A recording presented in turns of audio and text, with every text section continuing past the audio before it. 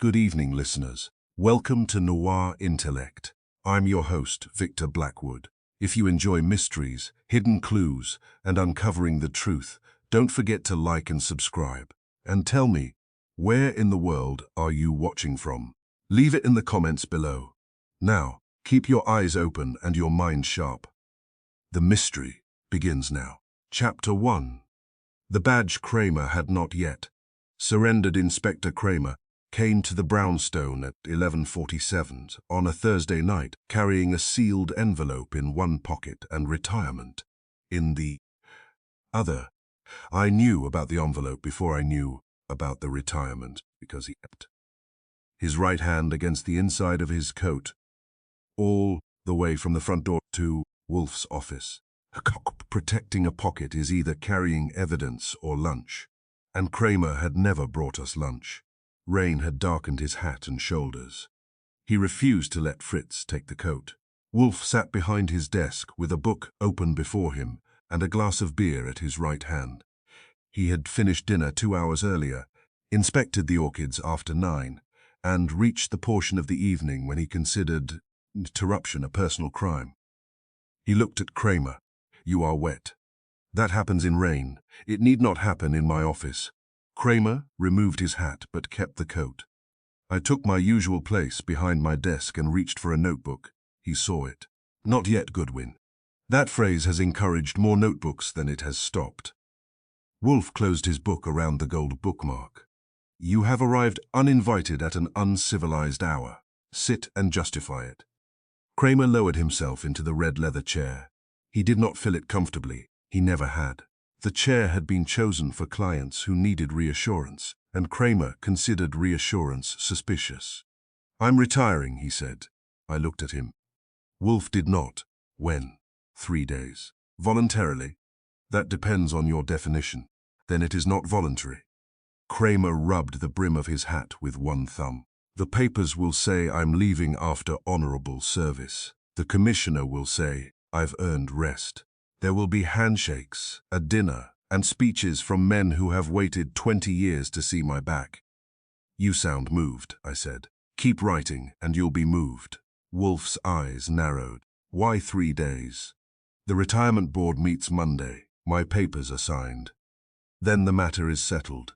"No." Cramer put his hat on the floor beside the chair and drew the envelope from his coat. It was cream-colored, thick and sealed with dark red wax. Across the front, in a firm hand, were the words, "To Inspector Lionel Cramer, private, to be opened only after my death." Beneath that was a date from 6 months earlier. I said, "Who died?"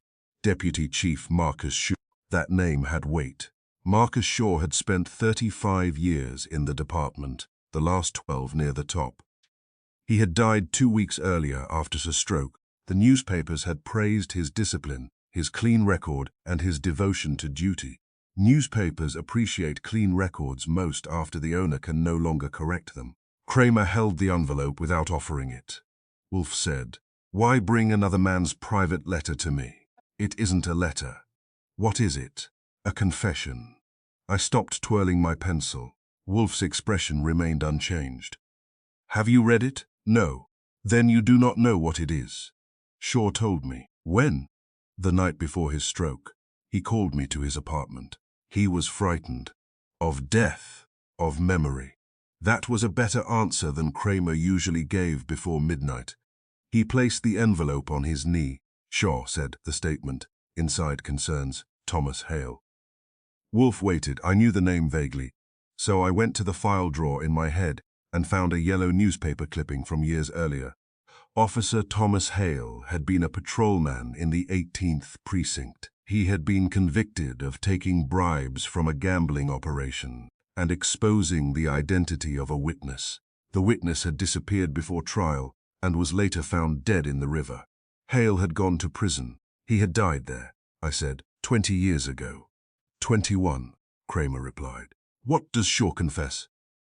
Cramer's hand tightened around the envelope. He said the conviction was wrong.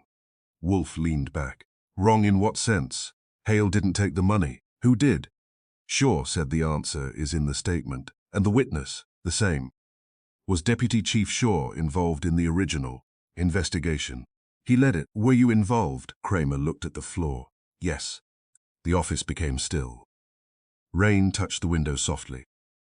The fire behind the brass screen had nearly settled to coals, and somewhere in the kitchen Fritz closed a cabinet door.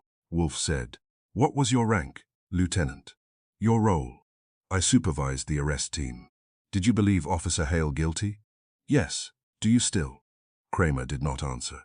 Wolfe's voice sharpened. "Do you?" "I don't know. That cost him something." Cramer knew how to say no, how to say yes, and how to say nothing. He disliked uncertainty because it could not be put in handcuffs. I sat again. "What was the evidence?" I asked. "Marked bills found in Hale's locker. A witness statement placing him at a meeting with gambler Edward Vale, telephone records. Hale's own patrol notes altered after the fact. Strong, it was. Too strong." Cramer looked at me. "At the time, no." Wolfe extended a hand toward the envelope. Cramer did not give it to him. "You came so I could examine the confession," Wolfe said. "Yes, then give it to me." "Not yet." Wolfe's lips pushed out. "You enter my house, announce your retirement, produce a sealed confession, and refuse to surrender it. This is not investigation. It is theater." Cramer ignored that. "If you open it, and Shaw admits what I think he admits, it could prove I protected the wrong man." "You protected Deputy Chief Shaw." "I protected the case. That is not the same assertion." "It may be." Wolfe studied him. "What did you conceal?" "Nothing." "Then why fear the statement?" "Because I defended Shaw's investigation for 20 years. Every time Hale's family appealed, I supported the conviction. Every time somebody claimed evidence had been planted, I called it nonsense. I testified before 2 review boards that the case was sound." "Did you know it was not?" "No." "Did you suspect?" Cramer's jaw moved. "Once." "When?" 3 days after Hale's arrest. I opened the notebook fully. Cramer saw it and did not object. "A clerk named Susan Bell came to me," he said. "She worked in property control. She said the marked bills had been entered into the evidence ledger before they were found in Hale's locker." "That would be difficult," I said. "She claimed the time had been altered later." "What did you do?" "I took her to Shaw, and Shaw questioned her alone. Afterward, she withdrew the claim." "Why?" "She said she had read the ledger incorrectly." "Did you believe her?" "I believed Shaw." Wolfe made a low sound. Cramer looked at him. "Say it." "You do not require my assistance to insult yourself." Cramer's face reddened, but he remained seated. Wolfe continued. "What became of Miss Bell?" "She resigned a month later." "Alive?" "Yes." "Available?" "I don't know." "Then learn." Cramer put the envelope on the edge of Wolfe's desk but kept 2 fingers on it. "There is more. Of course, Hale was accused of betraying a protected witness named Walter Keene. Keene had agreed to testify against Vale's gambling organization. Only 4 men knew where he was being held. Names: Shaw, me, Sergeant Owen Pike, Officer Thomas Hale. Keene disappeared from a rented apartment in Queens. The guard was found unconscious. Keene was taken. His body came out of the East River 4 days later, and Hale was blamed. A telephone call from his precinct desk reached Vale's club 30 minutes before Keene was moved. Was Hale using the desk? A patrolman said he saw him there. Which patrolman? Robert Dane. Alive? Yes. Retired. Did Hale deny making the call? Yes. Did he deny the bribes? Yes. Did he offer another explanation? He said Shaw had framed him. I looked at the envelope. That must have gone over well. It did not. Wolfe said, "Why would Deputy Chief Shaw frame a patrolman?" According to Hale, Shaw was taking Vale's money. Was the accusation investigated? Shaw investigated it. I whistled. Cramer turned on me. Procedures were different then. So was dentistry. Wolfe raised a finger. Why did you accept an investigation conducted by the accused man? Because Shaw had served 20 years without a stain. Stains are commonly discovered after washing is attempted. Cramer removed his fingers from the envelope. Wolfe did not touch it. Why now? Wolfe asked. Shaw is dead. That explains the confession, not your visit. I retire in 3 days. Still inadequate. Cramer looked at the badge inside his coat. He had not placed it on the desk this time. He still possessed it, and perhaps that was why the evening felt more dangerous. I want one private case solved before I leave. This is not private. It concerns a conviction, a murdered witness, corruption, and police misconduct. It is private to me. Why? Cramer's eyes came up. Wolfe waited. I knew that look. Wolfe had found the locked door in the conversation and was refusing to walk around it. Cramer said, I was Hale's superior. Not enough. I signed the arrest order. Not enough. I testified against him. Not enough. Cramer stood, walked once to the bookshelves, and returned. Hale saved my life. There it was. Wolfe leaned back. When, 6 months before the bribe case, we answered a warehouse robbery on 11th Avenue. One of the thieves was hiding behind a freight crate. He fired before I saw him. Hale knocked me down and took the bullet in his shoulder. And afterward, he received a commendation. You signed it? Yes. Then 6 months later you arrested him? Yes. Did he remind you? No. That is surprising. He never asked me for mercy. He asked me to look at the evidence again. Did you? Cramer's voice dropped. No. Wolfe's eyes closed. Cramer remained standing. I said nothing. There are moments when wit should stay seated. After several seconds, Wolfe opened his eyes. Sit down. Cramer sat. Wolfe reached for the envelope but stopped before touching it. You have preserved this seal for 2 weeks. Yes. Why? Because once it is opened, I can't decide. I never saw it. You have already decided that. You came here. Cramer looked toward the badge under his coat. If Shaw admits framing Hale, I may have to testify that I ignored warning signs. You may. I may lose the retirement ceremony. Tragic. I may lose the pension. That would be inconvenient. My name will be attached to Hale's conviction forever. It already is. Cramer glared. Wolfe said, You do not fear what the confession contains. You fear that it will confirm what you have privately suspected for 20 years. Cramer's hands closed. You agreed to look at it. I have not. Then say no and I'll leave. Wolfe looked at him. Why did Hale save you? Cramer blinked. What? Was he required to? He was a policeman. That answers duty, not choice. Men fail at duty every day. He saw the gun and acted. Yes. Did you visit him in the hospital? Every day. Did he speak of the Vale investigation? No. Did he ask for advancement? No. Money? No. Favor? No. Wolfe's gaze moved to the envelope. A man who risks his life without bargaining may still accept bribes. Human conduct is not consistent, but debt clouds judgment in 2 directions. Gratitude may excuse guilt, and fear of gratitude may exaggerate it. Cramer frowned. You think I was harder on Hale because he saved me. I think you feared appearing partial. Cramer said nothing. That silence was an admission. Wolfe placed one finger on the sealed envelope. I will examine this matter. Cramer let out a breath. But not merely the confession, Wolfe continued. A dead man's statement is evidence, not judgment. Deputy Chief Shaw may confess truthfully, falsely, partially, or for reasons of his own. He told me he wanted Hale's name cleared. Dead men frequently develop noble intentions when consequences become unavailable. Cramer pushed the envelope forward. Wolfe did not open it. Yes, telephone Saul Panzer. He will locate Susan Bell and Robert Dane before morning. At this hour, people are easier to find before they learn they are wanted. Cramer said, You're not reading it. Not yet. His face hardened. Why? Because the confession may dictate the inquiry. I prefer facts obtained before witnesses know what the dead man claimed. You agreed to examine it. I shall. When? When its contents can be tested. Cramer stood again. This is my last case. No, Wolfe said. It's Thomas Hale's last case. Cramer looked at him. Wolfe continued. You seek relief before retirement. Mr. Hale received no relief before death. We will not confuse your conscience with his innocence. Cramer picked up his hat but left the envelope. At the office door, he stopped. If Hale was innocent, I helped bury him. Wolfe's expressions did not soften. You helped convict him. The grave came later. Cramer absorbed that. Then he said, 3 days. I am aware of the calendar.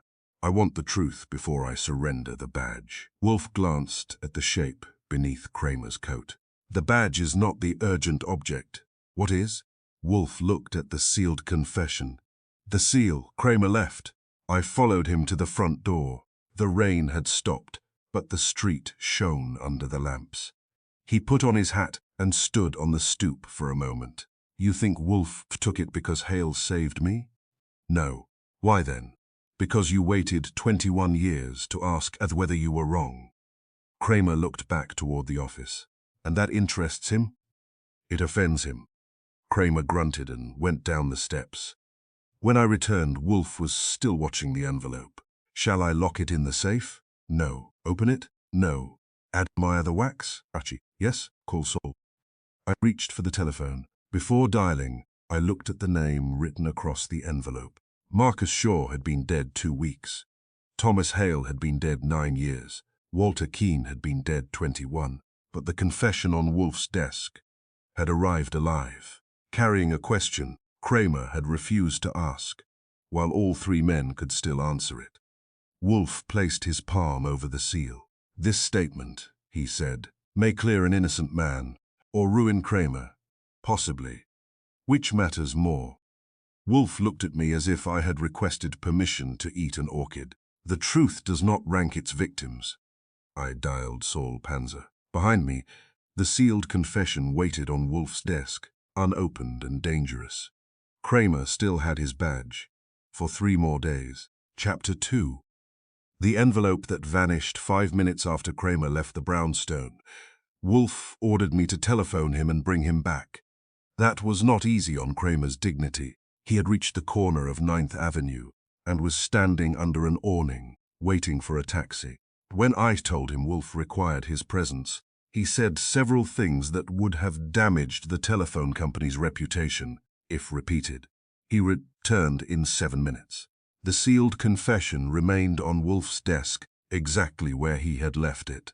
The red wax was unbroken, the cream paper was dry, and the handwriting of the dead Deputy Chief Marcus Shaw looked more confident than any living man in the room. Cramer stood before the desk with rain shining on his hat. You called me back to look at it? No, Wolfe said. To secure it. You have a safe. You will place it there. Cramer frowned. Why me?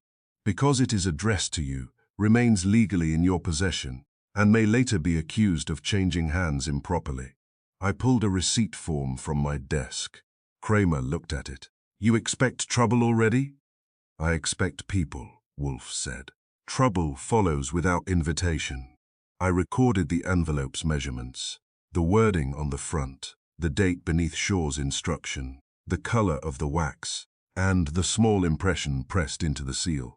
It appeared to be a signet containing the letter S inside a circle. Cramer watched. You missed the crease. I turned the envelope over. A faint diagonal crease crossed the lower right corner. I added it. Anything else? The stain near the flap. It was no larger than a pinhead. I added that too, Wolfe said. Initial the receipt. Signed. I signed beneath him. Wolfe made a small mark at the bottom, which for him amounted to physical labor. The office safe stood behind a framed botanical print near the bookshelves. I moved the picture aside, turned the dial, and opened the steel door. Cramer said, I'll put it in. That was the instruction. He placed the confession on the center shelf. Nothing else shared the shelf, except a velvet box containing an unset sapphire and a packet of emergency currency. Wolfe considered too small to mention, and large enough to interest the government. I closed the safe and spun the dial.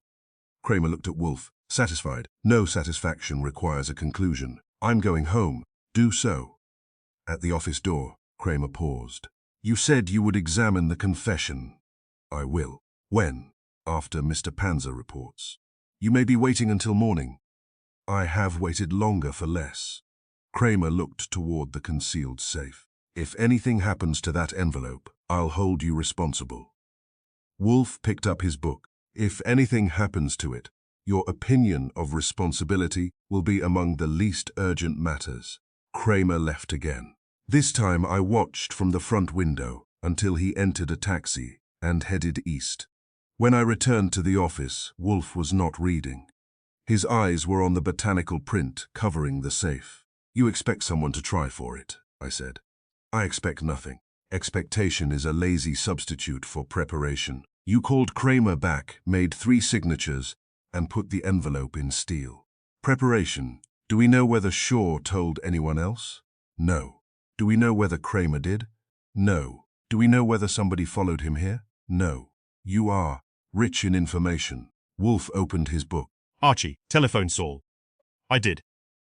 Saul had already located Robert Dane, the retired patrolman who had claimed to see Thomas Hale using the precinct telephone before Walter Keane was abducted. Dane lived in Brooklyn and had agreed to meet Saul at 8 the next morning. Susan Bell was harder. Her last known address was in Connecticut, and no current telephone listing appeared under that name. "Keep looking," Wolfe told Saul. I hung up. Fritz entered at 12 minutes past 1 to announce that the late supper Wolfe had ordered was ready. Calling it supper underestimated it. Fritz had prepared lamb kidneys with mushrooms, fresh bread, celery hearts, and a salad dressed with walnut oil. Wolfe had apparently decided that reopening a 21-year-old police scandal required nourishment. Cramer had left at 12:58.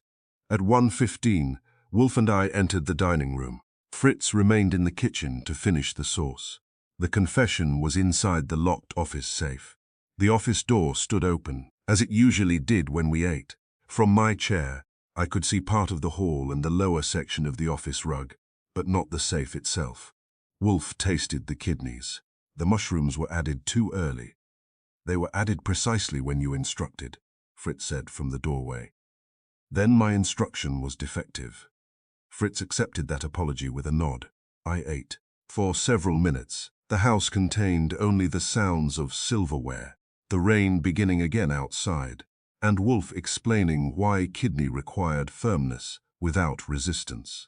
His discussion had reached the difference between heat and haste when every light in the brownstone went out. The darkness was complete. The kitchen appliances stopped. The dining room clock ceased its quiet electric hum. Somewhere below us, a relay clicked. I stood. "Stay where you are," Wolfe said. "That is excellent advice for furniture." I reached into my pocket for matches. Fritz said from the kitchen. "The entire house is dark." A faint sound came from the hall. Not a footstep, more like wood touching wood. I struck a match. Flame showed Wolfe seated at the table, Fritz at the kitchen entrance, and my own hand cupped around the light. Then the match went out. The darkness lasted perhaps 12 seconds more. The lights returned. The dining room chandelier came on. The refrigerator started in the kitchen. The hall lamps glowed. Wolfe remained seated. "Archie." I heard it. "What? Something in the hall?" "Inspect the office." I went. The office was empty. The botanical print had been moved aside. The safe stood open. For half a second, I merely looked at it because an open safe in Wolfe's office is like a stranger asleep in his bed. The picture made sense, but the mind rejected it. I crossed the room. The velvet box was still on the shelf. The emergency currency remained untouched. The confession was gone. I checked behind the desk, beneath the chairs, inside the wastebasket, and along the floor near the safe. Nothing. Wolfe entered the office slowly. Fritz followed. Wolfe looked at the open steel door. "Was it locked?" "Yes." "You spun the dial?" "Yes." "How many turns?" 3. "Did Mr. Cramer observe the combination?" "No." He stood to my left and faced the shelf. Fritz said, "No one entered through the kitchen." I went to the front door. It was locked and chained. The rear entrance was locked. The basement door had not been disturbed. All ground floor windows remained secured from inside. I returned. House sealed. Wolfe lowered himself into his chair. "The power? I'll check." The fuse panel was in the basement. Nothing had blown. The main switch was on. A small service cover beside the panel stood open. Its screws lay on the floor. Someone had connected a short length of wire across 2 contacts. The wire was still warm.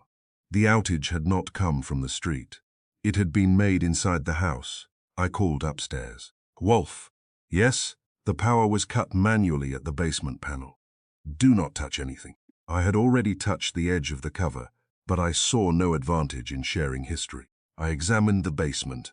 The laundry room was empty. The coal room was locked. The rear delivery door showed no marks.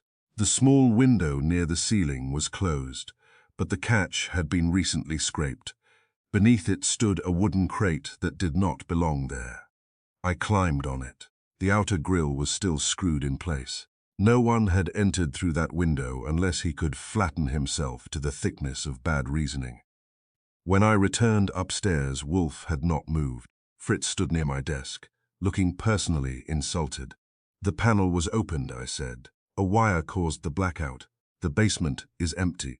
No outside entrance shows use." "How long were we in the dining room before the lights failed?" Wolfe asked. "About 6 minutes. Mr. Cramer departed 17 minutes earlier." "Yes." "Who knew the confession had been placed in the safe?" "You, me, Fritz, and Cramer." Fritz said, "I did not know until now." Wolfe looked at him. Fritz continued, "I saw Inspector Cramer return, but I remained in the kitchen. No one told me what was placed in the safe." "That reduced the list," I said. "Then only 3, apparently." "You think Cramer returned?" "He would not need to steal an envelope addressed to him. He could have retained it. He may have changed his mind after deciding Wolfe would open it." "Possible, but clumsy." I checked the safe dial. There were no scratches, no tool marks. The lock had been opened by the correct combination or by someone with professional knowledge. The safe was an old Mosler, reliable and unfriendly. I had the combination. Wolfe knew it. Fritz did not. Cramer could not have seen the numbers from where he stood. I said, "Someone knew the combination, or heard it." I looked at Wolfe. "Heard the dial. The clicks are too faint from the hall." Then a microphone. Wolfe's eyes moved toward the telephone, the lamp, and the bookcase. I started with the telephone. The receiver looked normal.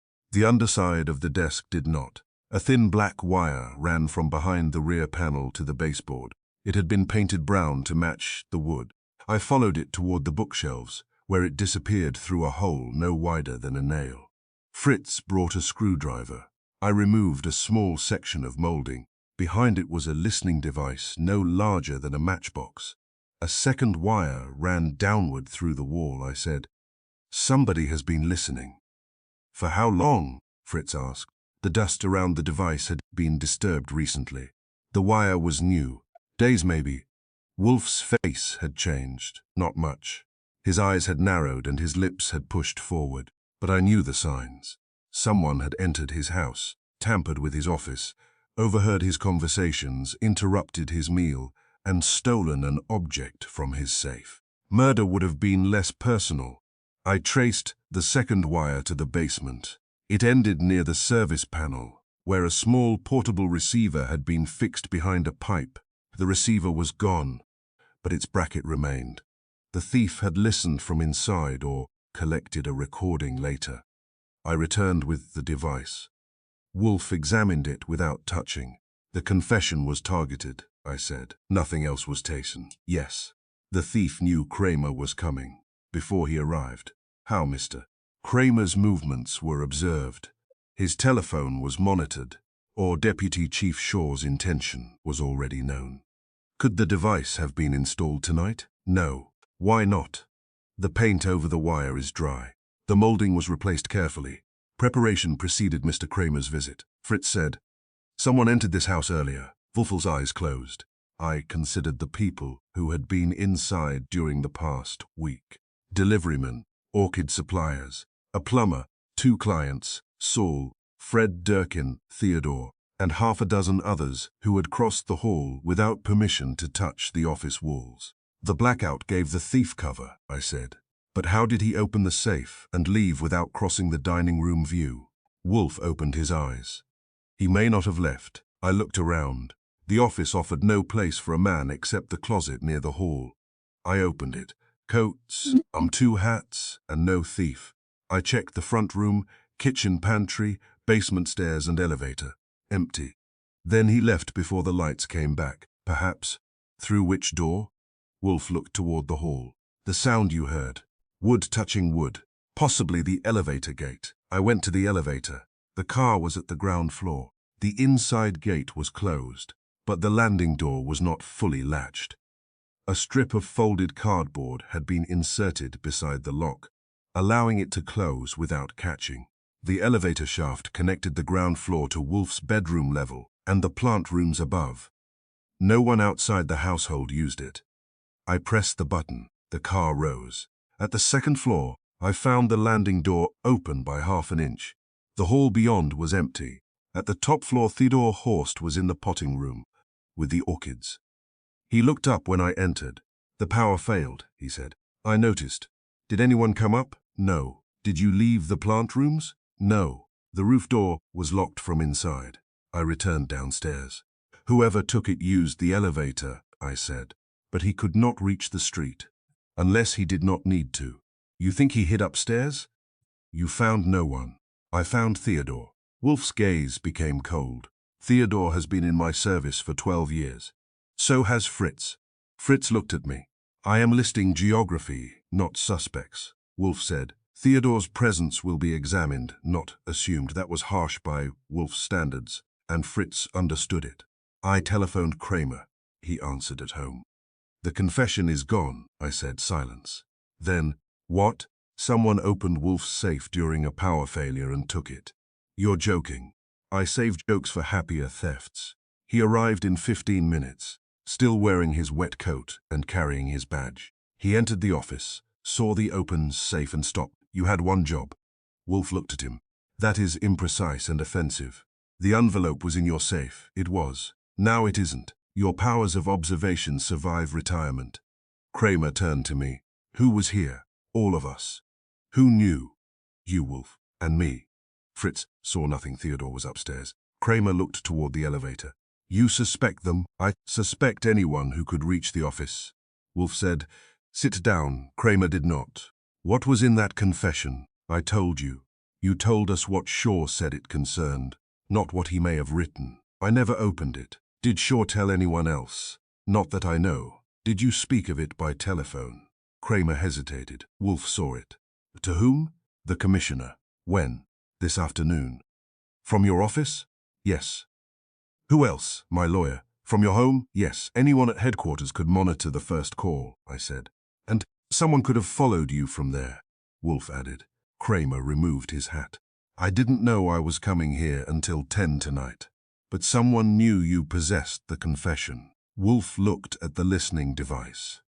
"The theft was not organized after Mr. Cramer entered the brownstone. The wire was installed earlier. The basement circuit was prepared earlier. The elevator latch was altered earlier. Therefore, someone anticipated that the confession, or another dangerous object, would eventually be brought here." Cramer stared at the device. "They were listening to you before tonight." "Yes." "Why?" Wolfe's eyes moved to the empty safe. "Because the person who feared Marcus Shaw's confession did not know where he had placed it," I said. "So they watched Cramer and listened here, waiting for the envelope to appear." "Exactly." Cramer sat at last. "Can you recover it?" Wolfe leaned back. "The envelope is less important now." Cramer nearly rose again. "It could clear Hale." "It could. But its theft tells us something the confession itself might not." "What?" "That Deputy Chief Shaw named someone who is still alive, still frightened, and informed enough to enter this house before we knew there was a case." I looked at the safe. The money remained. The sapphire remained. Only the sealed statement had vanished. The thief had not come for value. He had come for memory.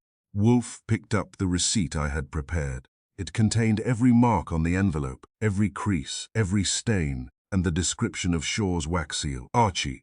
"Yes?" "Telephone Saul. He is no longer merely locating witnesses." "What is he doing?" "Finding a thief who knew of a confession before Inspector Cramer admitted it existed." Cramer looked at the empty center shelf. "And if the confession is destroyed?" Wolfe's expression hardened. "Then we shall reconstruct it from the fear that stole it." Outside, the rain struck the windows harder. Inside the brownstone, the light remained steady, the office safe stood open, and the hidden listening device lay on Wolfe's desk like a dead insect. Someone had heard Cramer ask for his final favor. Someone had heard Wolfe accept. And before Marcus Shaw's confession could be opened, someone had entered the brownstone to silence a dead man. Chapter 3. The officer who carried the blame, Thomas Hale, had been dead 9 years, but his daughter kept his papers as if he might return and ask for them. Clara Hale lived in a narrow apartment on West 109th Street, above a tailor's shop. The sitting room contained 2 straight chairs, 1 tired sofa, and enough file boxes to make the place resemble a law office that had lost its lawyer. Rain pressed against the windows, and the steam pipes supplied irregular knocks from inside the walls. Clara was 34, tall, dark-haired, and composed in the way people become composed after anger has exhausted every easier expression. She did not offer me coffee. "You work for Nero Wolfe," she said. "I answer his telephone and occasionally prevent him from leaving the house. Inspector Cramer sent you." "No, that is hard to believe. He is involved." "That is not the same thing." Her eyes moved to my notebook. "What does Cramer want now?" "The truth before he retires. He had 21 years. I mentioned that. Did he enjoy hearing it?" "Not visibly." She turned toward the window. On the table beside her lay a framed photograph of a uniformed patrolman. Thomas Hale had been broad-faced, fair-haired, and younger than the disgrace that followed him. I said, "I need to know what happened after his conviction." "You know the official version. I collect unofficial versions. They are often more accurate." Clara sat. "My father was sentenced to 10 years. He served 7. For good behavior, for surviving quietly. When was he released? 14 years ago. And he died 9 years ago." "Yes." That corrected the old newspaper memory in my head. Hale had not died in prison. He had merely left part of himself there. What did he do after release? Anything he could get. Warehouse work, night security, loading trucks. No respectable firm wanted a convicted policeman. Did he continue claiming innocence? Every day. Publicly. At first, he wrote newspapers, review boards, the district attorney, the commissioner, and Inspector Cramer. What answers did he receive? Most sent forms. Cramer sent nothing. She opened the top file box and removed a bundle of letters tied with string. The paper had yellowed. Some envelopes had been stamped "Return to sender." Others had official seals and brief replies. Clara handed me one. It was addressed to Cramer and dated 11 years earlier. "Inspector Cramer, I ask only that you compare the original property ledger with the copy used at my trial. The marked bills were entered before the search of my locker. Susan Bell saw the original entry. Marcus Shaw made her change her statement. I saved your life once. I do not ask repayment. I ask you to examine what was done in your name. Thomas Hale." The letter had been opened. There was no reply. I read it twice. "Did your father know Cramer received it?" "He sent it by registered mail." She showed me the receipt. Why did Hale believe the evidence had been altered? "He had copies." "Where are they?" "Somewhere in these boxes." She searched through a file and produced 2 sheets. The first was a copy of the evidence ledger used at trial. It showed the marked bills entered at 10:15 on the morning after Hale's arrest. The second was a faint carbon copy of a page bearing the same evidence number, but the entry time was 7:40 the previous evening. "What time was Hale's locker searched?" I asked. 9:30 that night. So the money appeared in the ledger nearly 2 hours before it was found. "Yes. Where did this carbon come from?" "Susan Bell gave it to my father after he was released." That was new. Did she testify? No. Did she sign a statement? Clara removed another paper. Susan Bell's signature appeared at the bottom. The statement said, she had seen Deputy Chief Marcus Shaw instruct a property clerk to replace one ledger page with another. She also claimed the marked money had been brought into evidence control by Sergeant Owen Pike before Hale's locker was searched. I looked up. Why wasn't this enough to reopen the conviction? Because Susan disappeared. When? 2 weeks after giving the statement. Dead? We never knew. Did your father report her missing? Yes. The police said she had moved. Did he believe them? No. Do you? No, I copied the last known address. Clara watched me. Why now? Marcus Shaw wrote a confession before he died. Her composure broke for 1 second. What did it say? We do not know. It was stolen before Wolfe opened it. She stood. Stolen from Wolfe, from his safe. That is convenient. For the thief. I closed the notebook. Cramer placed it in the safe himself. And then it vanished while he was in the house. He had already left. Clara gave a bitter laugh. My father spent years saying the police could make evidence disappear. Now the paper that might clear him disappears too. That is why I am here. No, you are here because Cramer's retirement is close enough for guilt to become fashionable. I let that pass. She had earned it. Did Hale accuse anyone besides Yes. Who? Rob Dane, The patrolman who said he saw my father using the precinct telephone. My father, said Dane lied. Reason? Dane owed gambling debts to Edward Vale. Proof? Only notes my father kept. She handed me a black notebook. Hale's handwriting was cramped but orderly. He had recorded dates, names, telephone calls, and every failed attempt to obtain the original evidence ledger. One entry had been underlined twice. Dane could not have seen me at the desk at 8:30. I was at St. Matthew's Hospital with Cramer's witness transfer order. Nurse Ellen Webb signed me in at 8:18 and out at 8:46. I looked at Clara. Was this alibi presented at trial? The hospital record disappeared. Of course, the nurse testified that she remembered him, but Shaw produced a duty report showing my father at the precinct. Who wrote the duty report? Sergeant Owen Pike. The name had appeared again. Any relation to Samuel Pike, his father? That connected the old case to the current department more tightly than I liked. Did Samuel know? I don't know. Did your father? He met Samuel once, years later. Samuel said he believed his father had been pressured, but he would not make a statement. I wrote it down. Clara returned to the photograph. My father was not gentle after prison. He was not easy. He drank too much for a while. He shouted. He stopped trusting people. But he never took Vale's money. How can you be certain? He could have ended the appeals by admitting it. He was offered parole after 5 years if he accepted responsibility. He refused and served 2 more. That proves stubbornness. Yes, he was stubborn. So is Cramer. My father's stubbornness cost him freedom. Cramer's gave him promotions. She sat again. How did Hale die? Heart failure. He was repairing a loading dock in winter. He collapsed before the ambulance came. Did he still have the evidence? Everything except one file. What file? The original notes about Walter Keane. Missing when?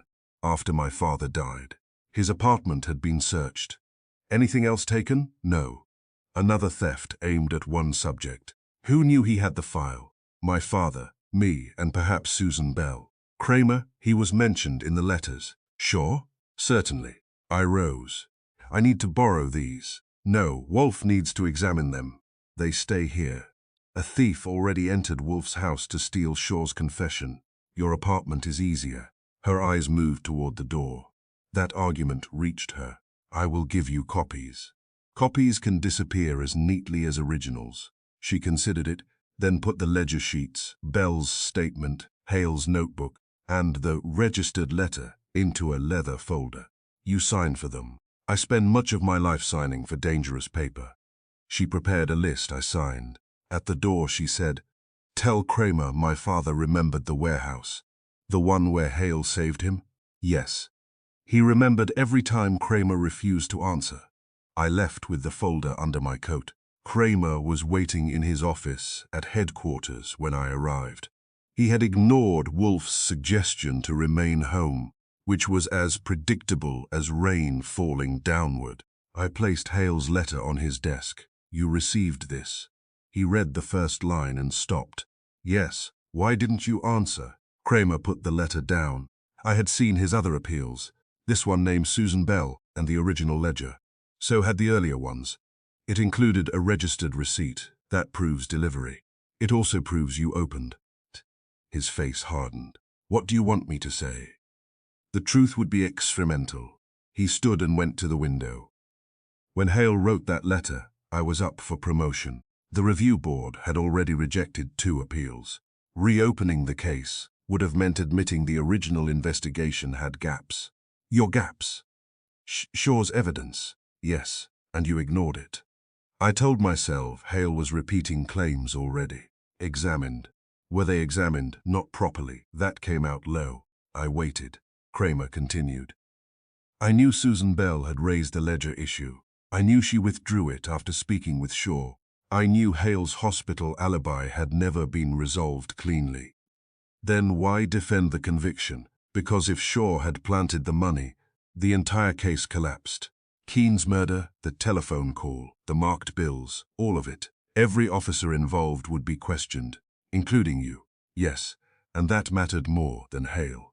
Cramer turned. No, it seemed to matter more then. That is a fine distinction after 9 years in a grave. He took it without answering. I showed him Bell's statement. His face changed at Owen Pike's name. Pike handled the marked bills. That is what Bell wrote. Owen Pike died 12 years ago. His son Samuel is alive. I know who his son is. Did Owen ever express doubt? Once. When? After Hale's conviction. He came to my office drunk. Said Shaw had made him sign a false time. What did you do? I told him to return when sober. Did he know? So you had Bell, Pike, Hale's alibi, and the altered ledger. Cramer struck the desk with his palm. I know what I had. The office outside went quiet for a moment. Cramer lowered his voice. I also had marked bills in Hale's locker, a witness placing him at the telephone, and Shaw's reputation. Evidence does not arrive labeled true and false. No, that is why investigators investigate. He looked at me.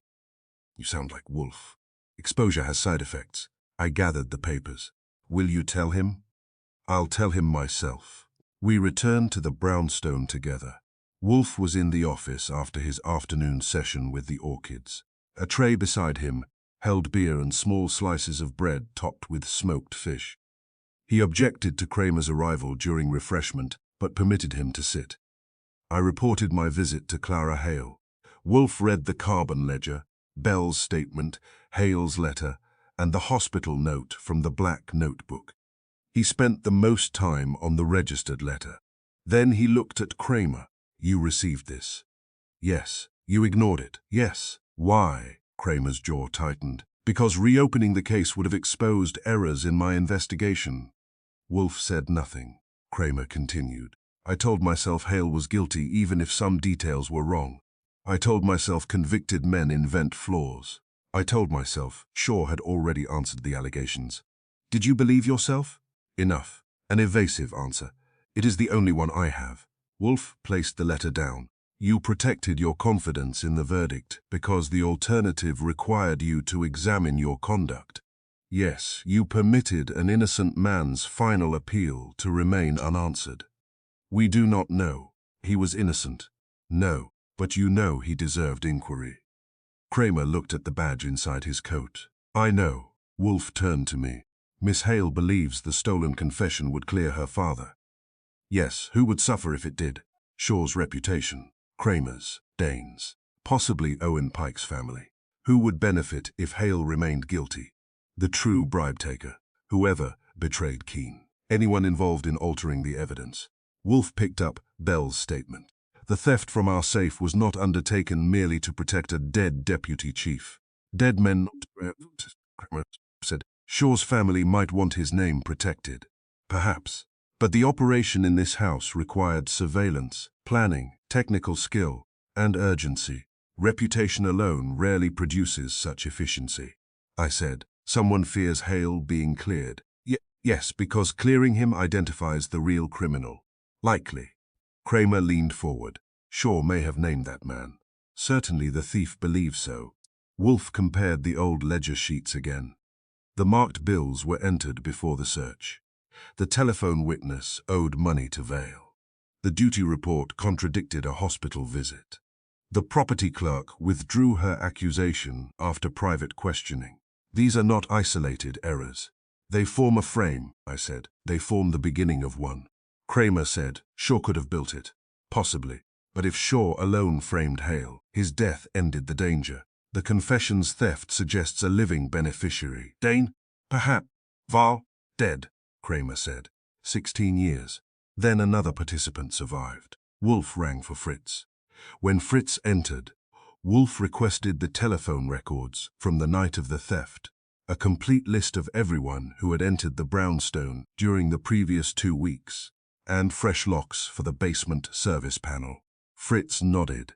Cramer said, "You still think someone was listening before I came? I know it. Then they expected Shaw's confession to surface." "Yes." "How?" "Because Shaw may have warned more than you." Cramer's face tightened. "Clara, perhaps Susan Bell if she lives, perhaps Robert Dane, perhaps Samuel Pike, perhaps the person Shaw intended to expose." I took back Hale's notebook. The thief stole one envelope. Hale lost one file after his death. Both concerned the same case. Wolfe nodded. "The pattern is not protection of Deputy Chief Shaw. It is suppression of Thomas Hale." Cramer looked toward the empty safe behind the botanical print. "For 21 years, yes. Then whoever framed him is still cleaning up, or preparing for one final exposure." Cramer stood. "I'll find Dane." "No," Wolfe said. "He was the telephone witness. He is also forewarned if police approach him. Mr. Panzer will speak with him first. This was my case. It was Thomas Hale's case. You were merely late." Cramer's face reddened, but he sat again. Wolfe leaned back and closed his eyes. I looked at Hale's photograph, which Clara had allowed me to copy. A young patrolman stood beside a squad car, unaware that his uniform would later be used as proof of betrayal. He had saved Cramer's life. Cramer had not saved his name.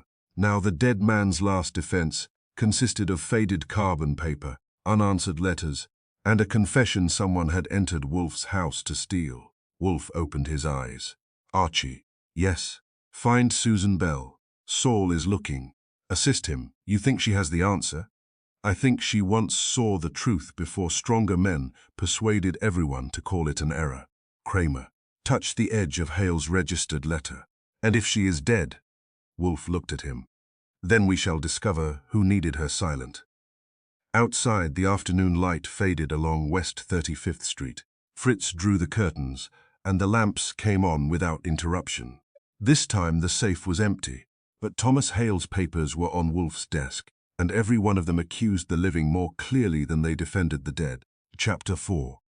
The listener behind the wall, the listening device we had removed from behind Wolfe's desk, was not the only one in the brownstone. I found its partner the next morning inside a telephone junction box in the front hall, 6 feet from the office door and 3 inches above the baseboard.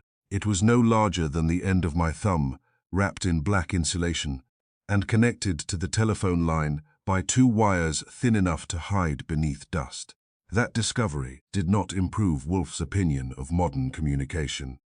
He stood in the hall wearing a dark brown suit and a yellow shirt, watching from a distance while an engineer named Paul Brenner examined the box. Brenner had been recommended by Saul Panzer and carried enough electrical instruments to make the telephone feel guilty. Fritz stood beside the office door.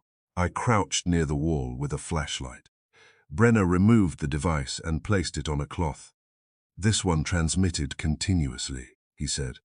"The unit in the office picked up room sound. This one carried telephone conversations." "How far?" I asked. "With the right receiver, 200 yards. Maybe more if the streets were clear." Wolfe scowled. "Could it record?" "The receiver could." "Could it be installed from outside?" "No. Someone had to open the junction box inside the house." Fritz's face tightened. Wolfe said, "When?" Brenner examined the screws and insulation. "Within 2 weeks. The wire is new. The dust was disturbed recently."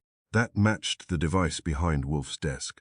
Someone had entered the brownstone before Cramer brought Marcus Shaw's confession. The visitor had prepared to hear both our office conversations and our telephone calls. He had not known exactly when the confession would arrive, but he had expected it. I said, "Can we follow the transmitting wire?" "There is no transmitting wire. This uses the telephone line as power and sends the signal by radio." "What about the cable we found leading to the basement?" "That belongs to the office microphone. Whoever installed these used 2 systems. One transmitted from the junction box. The other ran through the wall." Wolfe turned toward me. Trace the wire again. I traced it to the bracket near the service panel. You traced it until it disappeared. That is a friendly description. It is accurate. I got my coat. Brenner followed me to the basements. The office wire descended inside the wall, emerged behind a water pipe, and passed near the electrical panel where the receiver bracket had been mounted. At first I had assumed the receiver ended the line. Brenner found otherwise. A second cable continued behind the pipe, painted the same dull grey as the masonry. It ran along the ceiling, passed through the laundry room, and entered a narrow conduit leading toward the rear of the house. We followed it to the delivery entrance. The cable ended inside an old bell box near the outside door. Brenner opened the box. A metal contact had been connected to the latch. "What does that do?" I asked. "Signals when the door opens. Whoever listened from outside would know when someone entered or left through this door." So the thief knew when Fritz used the service entrance, and when deliveries came. Wolfe had remained upstairs, but his displeasure reached the basement without wires. I examined the alley door. The lock had not been forced. The contact wire passed through the frame to the outside wall, where it ended behind a loose brick. Beyond the brick was a small socket. A receiver could be attached there without entering the house. I stepped into the service alley.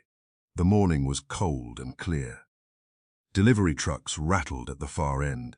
The alley behind the brownstone held ash cans, cellar doors, and enough shadows to employ a small criminal organization. The loose brick faced a parking space near the rear gate. "Somebody sat here listening," I said. Brenner nodded.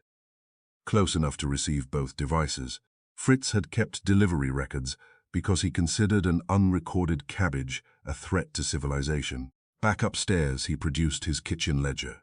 On the night Cramer visited, 3 deliveries had occurred. A butcher's order at 4:30, wine at 6:10, a box of imported spices at 10:40. The spice delivery was false. Fritz looked at the entry. "I did not order these." "Who accepted them?" "A temporary assistant from the agency. I had sent him home before dinner." "Name?" "Eric Lane." "Did he bring the box inside?" "Yes. It contained ordinary pepper and dried herbs. I believed you had ordered them for an investigation." "That is insulting to both of us," Wolfe said from the office. I ignored him. "What company delivered it?" Fritz showed me the receipt. Metropolitan Restaurant Sapley. The address was in Queens. The telephone number had been disconnected. Fritz added, "The van remained in the alley after the delivery." "How long?" "Nearly 2 hours. I asked the driver to move it. He said the engine would not start." "Did you see him repair it?" "No, he sat in the cab." That placed a listener behind the house while Cramer was in Wolfe's office. I telephoned the Motor Vehicle Bureau through a friend who owed me a favor from a gambling inquiry. The registration came back under Metropolitan Restaurant Supply, but the company's controlling officer was listed as Samuel Pike. Wolfe's eyes opened when I said the name. Cramer had told us Sergeant Owen Pike handled the false duty report in Thomas Hale's case. Clara Hale had said Owen's son Samuel once admitted that his father had been pressured. Samuel Pike had not been a police officer. At 19, he had worked as a civilian evidence clerk under his father's supervision. He later transferred to Records Administration, spent 30 years there, and retired 6 months earlier. His name had been near Hale's evidence from the beginning. I called Saul. He found Pike's address within 10 minutes. Samuel Pike lived in a brick house in Astoria with white curtains, a polished brass knocker, and a security camera above the front step. He opened the door before I rang, which meant he had watched me approach. He was in his early 60s, narrow-shouldered, grey-haired, and carefully dressed. His eyes resembled those of a man expecting an old debt collector. "Mr. Goodwin, you recognize me. I read newspapers. Then you know they are unreliable." He did not invite me in. I showed him the delivery receipt. Metropolitan Restaurant Supply. His gaze touched it and moved away. "That company is closed. Still works. I sold it." "To whom?" "I don't remember." "That is unfortunate. It was parked behind Nero Wolfe's house, while Inspector Cramer discussed Marcus Shaw's confession. Pike's fingers tightened around the door. I know nothing about a confession. I didn't say what it confessed. He stared at me, then he stepped aside. The sitting room was neat and airless. Family photographs stood on the mantel. One showed Samuel as a young clerk beside Sergeant Owen Pike. The father was broad, heavy-faced, and uncomfortable in front of a camera. Samuel remained standing. What do you want? To know who installed microphones in Wolfe's house. I did not. Who used your van? I told you, I sold it. The registration remained in your company's name. Paperwork takes time. 6 months? He looked toward the front window. I said. The thief entered Wolfe's safe during a planned blackout. Only Marcus Shaw's confession was taken. The listening equipment was installed before Cramer brought it. Whoever used your van knew the confession existed. I cannot help you. You handled evidence records in Thomas Hale's case. His face changed slightly. I was a junior clerk. You entered property numbers. I copied what I was given. You copied the marked bills into the ledger before they were found in Hale's locker. No, Susan Bell said you did. That landed. He turned away. You found Susan? I found her statement. She misunderstood. Her statement says your father brought the money to property control at 7:40. Hale's locker was searched at 9:30. Pike walked to the mantel and touched the frame containing his father's photograph. Followed instructions. Whose? My father's. Who instructed him? I don't know. You told Thomas Hale that Owen Pike had been pressured. Samuel turned sharply. Clara told you that. She also told me Hale died trying to clear his name. He was guilty. You said that too quickly. Pike looked toward the hall as if another person might be listening inside. His own house, I continued. Your father signed a false duty report, placing Hale at the precinct telephone. You entered marked money into the evidence ledger before the search. Robert Dane supplied the eyewitness statement. Marcus Shaw controlled the investigation. That is a team, not an error. I was 19. You are not 19 now. He sat at last. His hands shook once before he clasped them. My father said the entry time had to be corrected, from 7:40 to 10:15. Yes, why he said the evidence arrived late but had been reserved earlier. That is nonsense, I knew. Did you ask? My father struck me. The room became quiet. Pike looked at the photograph again. He had never hit me before. Not once. That night he told me there were men above him who could destroy all of us. He said I would change the ledger and forget it. Marcus Shaw?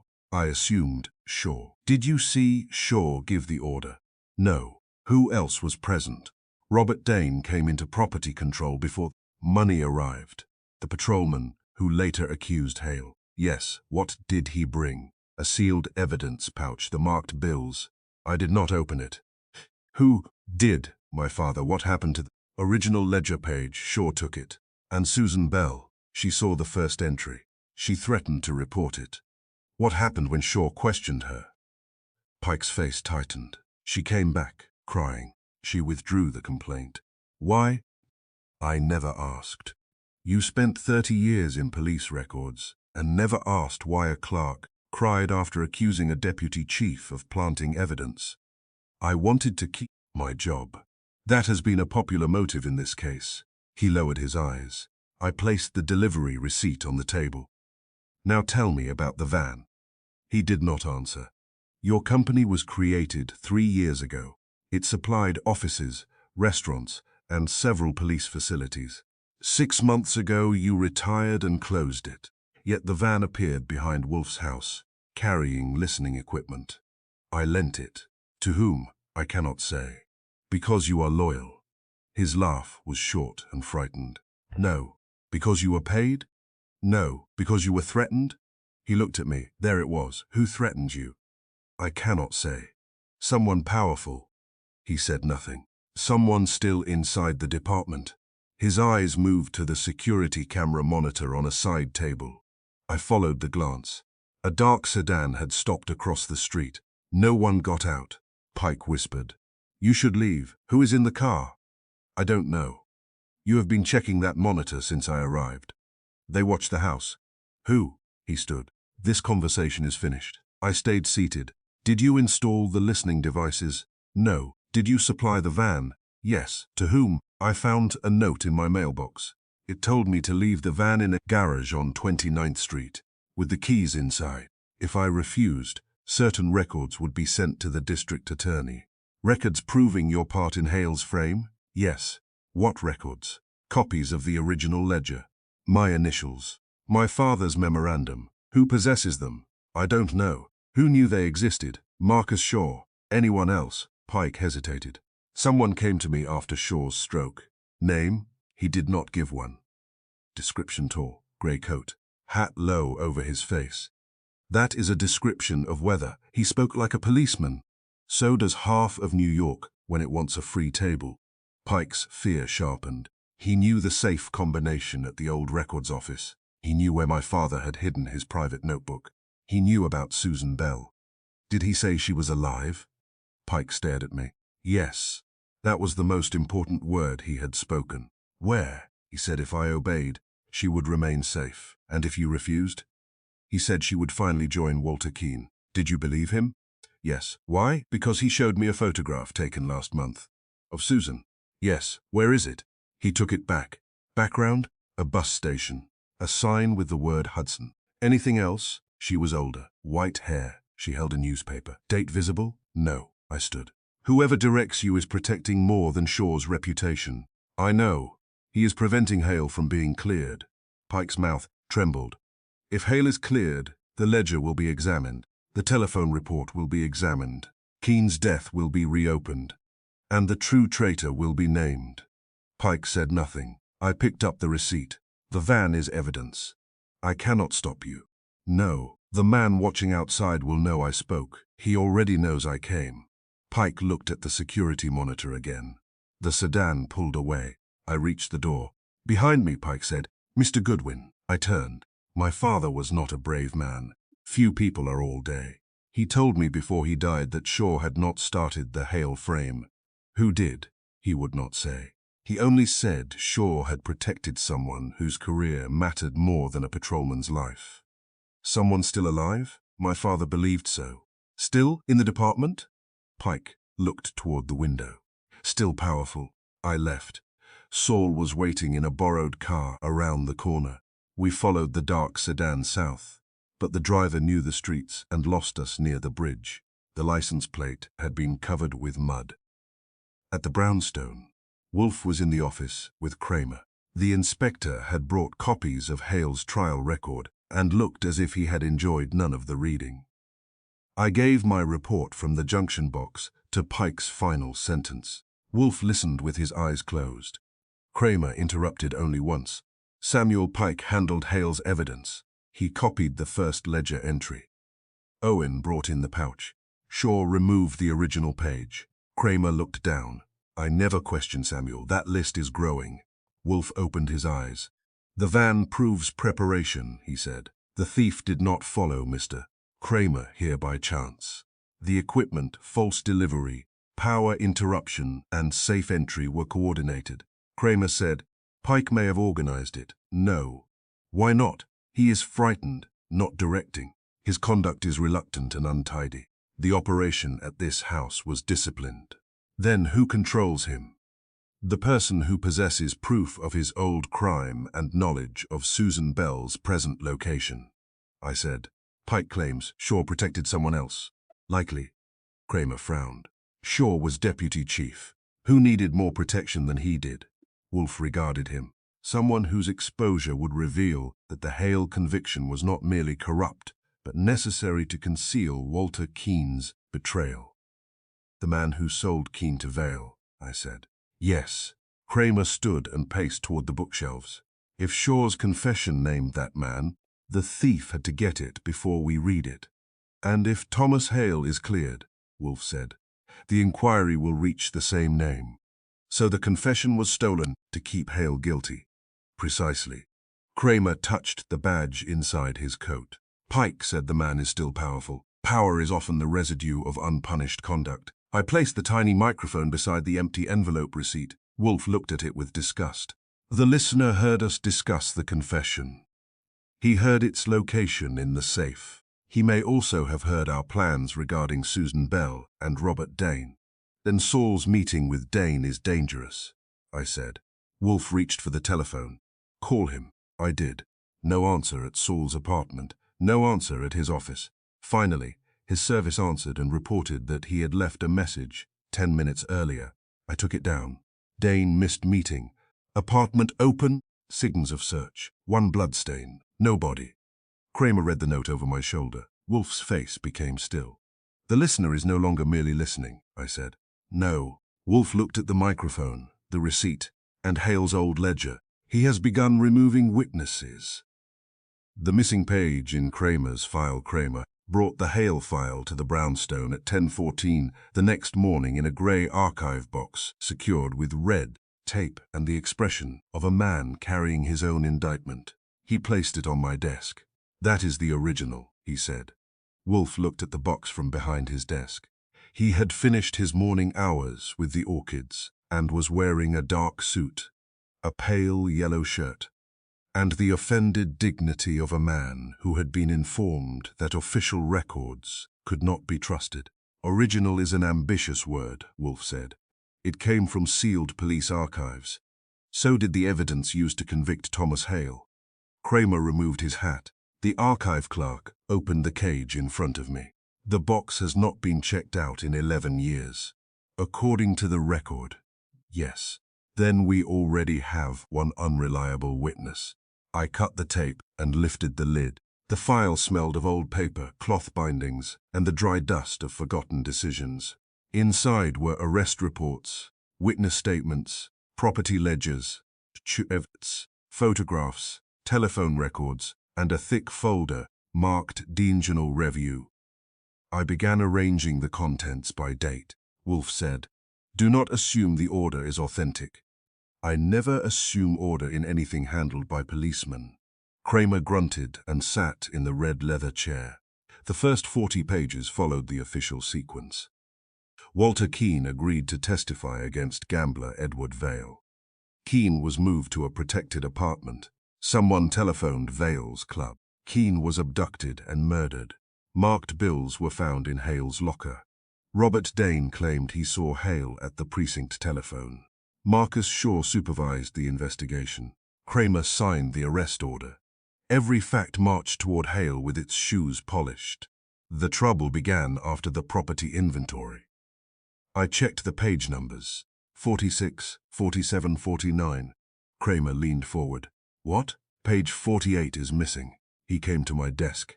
The binding clips had been opened recently.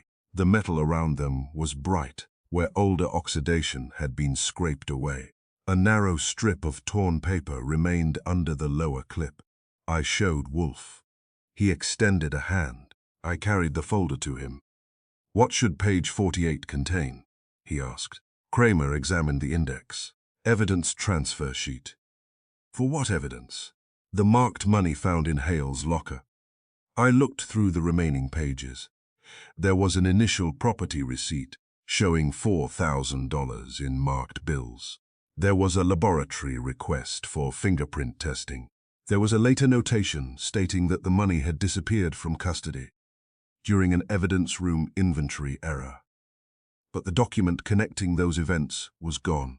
Wolfe said, "Who had access to this file recently?" "No one officially. An answer that protects the system and informs us of nothing." Cramer's jaw tightened. The archive cage requires 2 keys, one held by the record supervisor, one by Internal Affairs. Names: Record Supervisor Alan Brooke. Internal Affairs key rotates among duty officers. Who held it during the last month?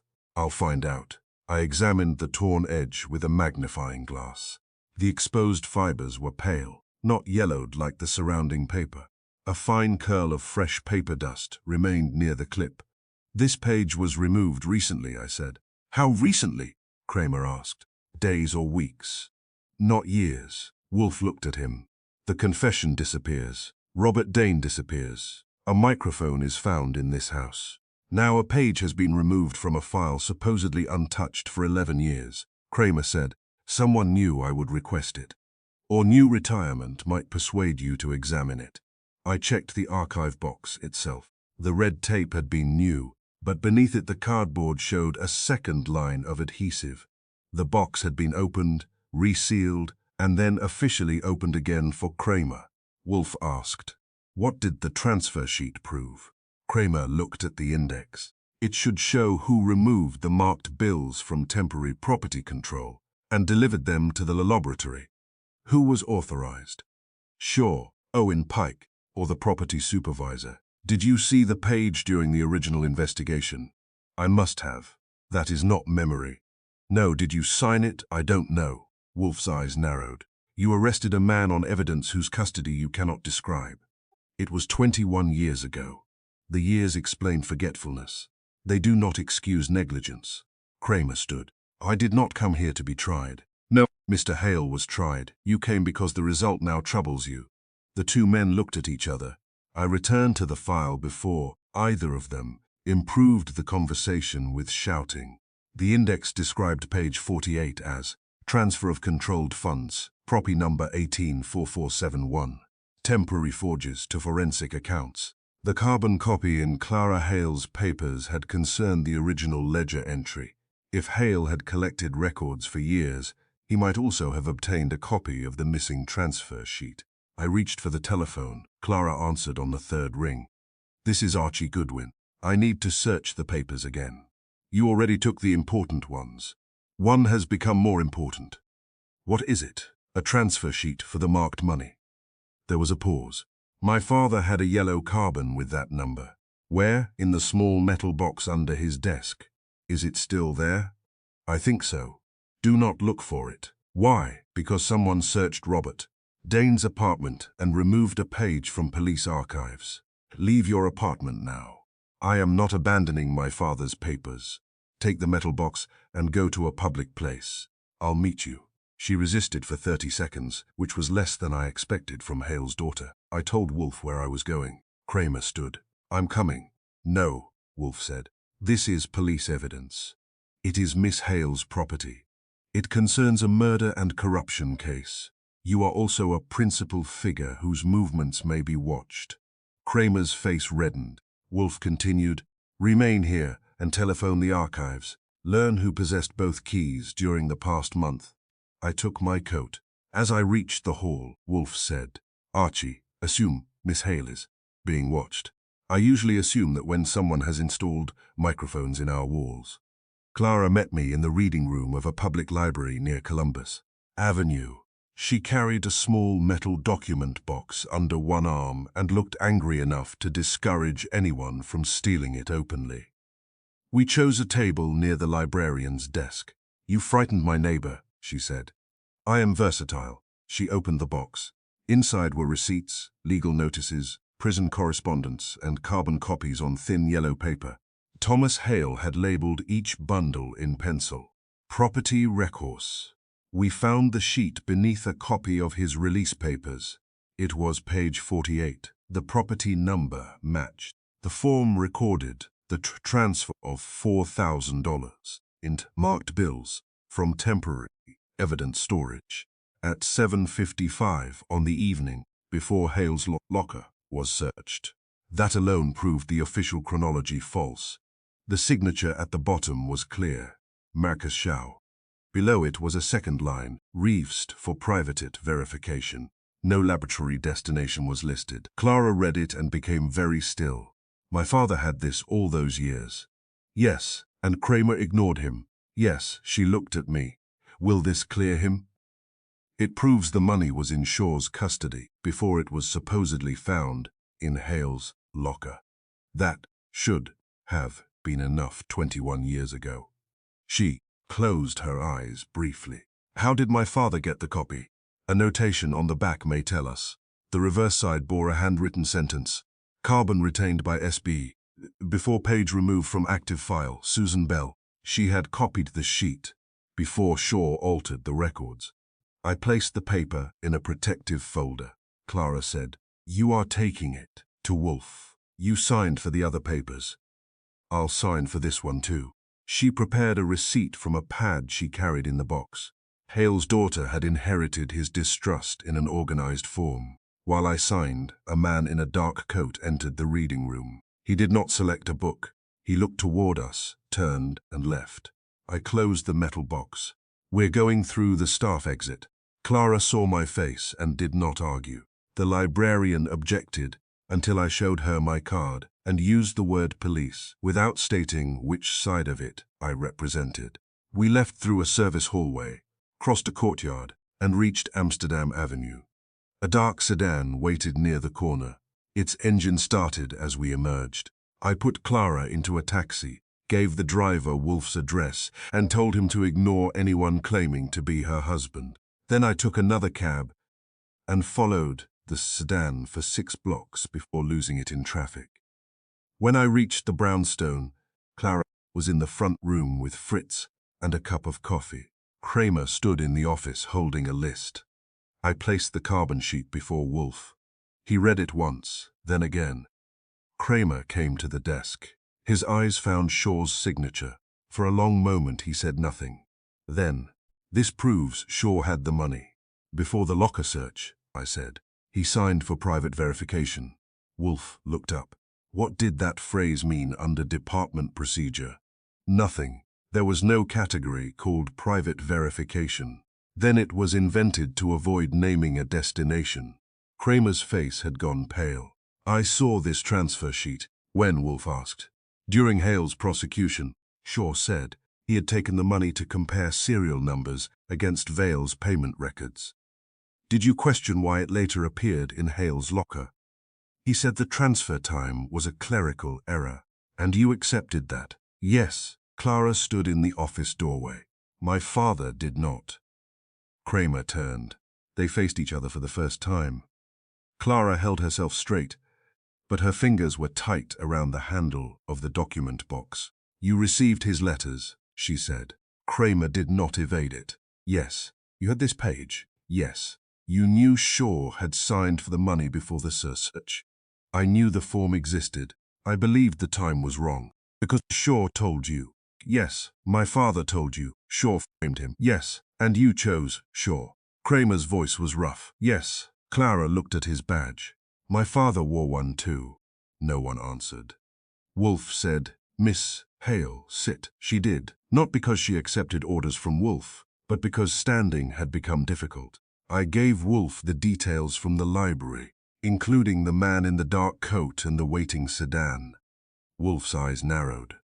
"The search has become urgent." Cramer handed me the archive access list. Alan Brooke held the records key. Internal Affairs access was signed out twice in the last month. By whom? Deputy Commissioner Edwin Latham. The name changed the room. Edwin Latham was scheduled to speak at Cramer's retirement dinner. He had served under Marcus Shaw 21 years earlier, and now stood one position below the commissioner. Wolfe said, "What was Mr.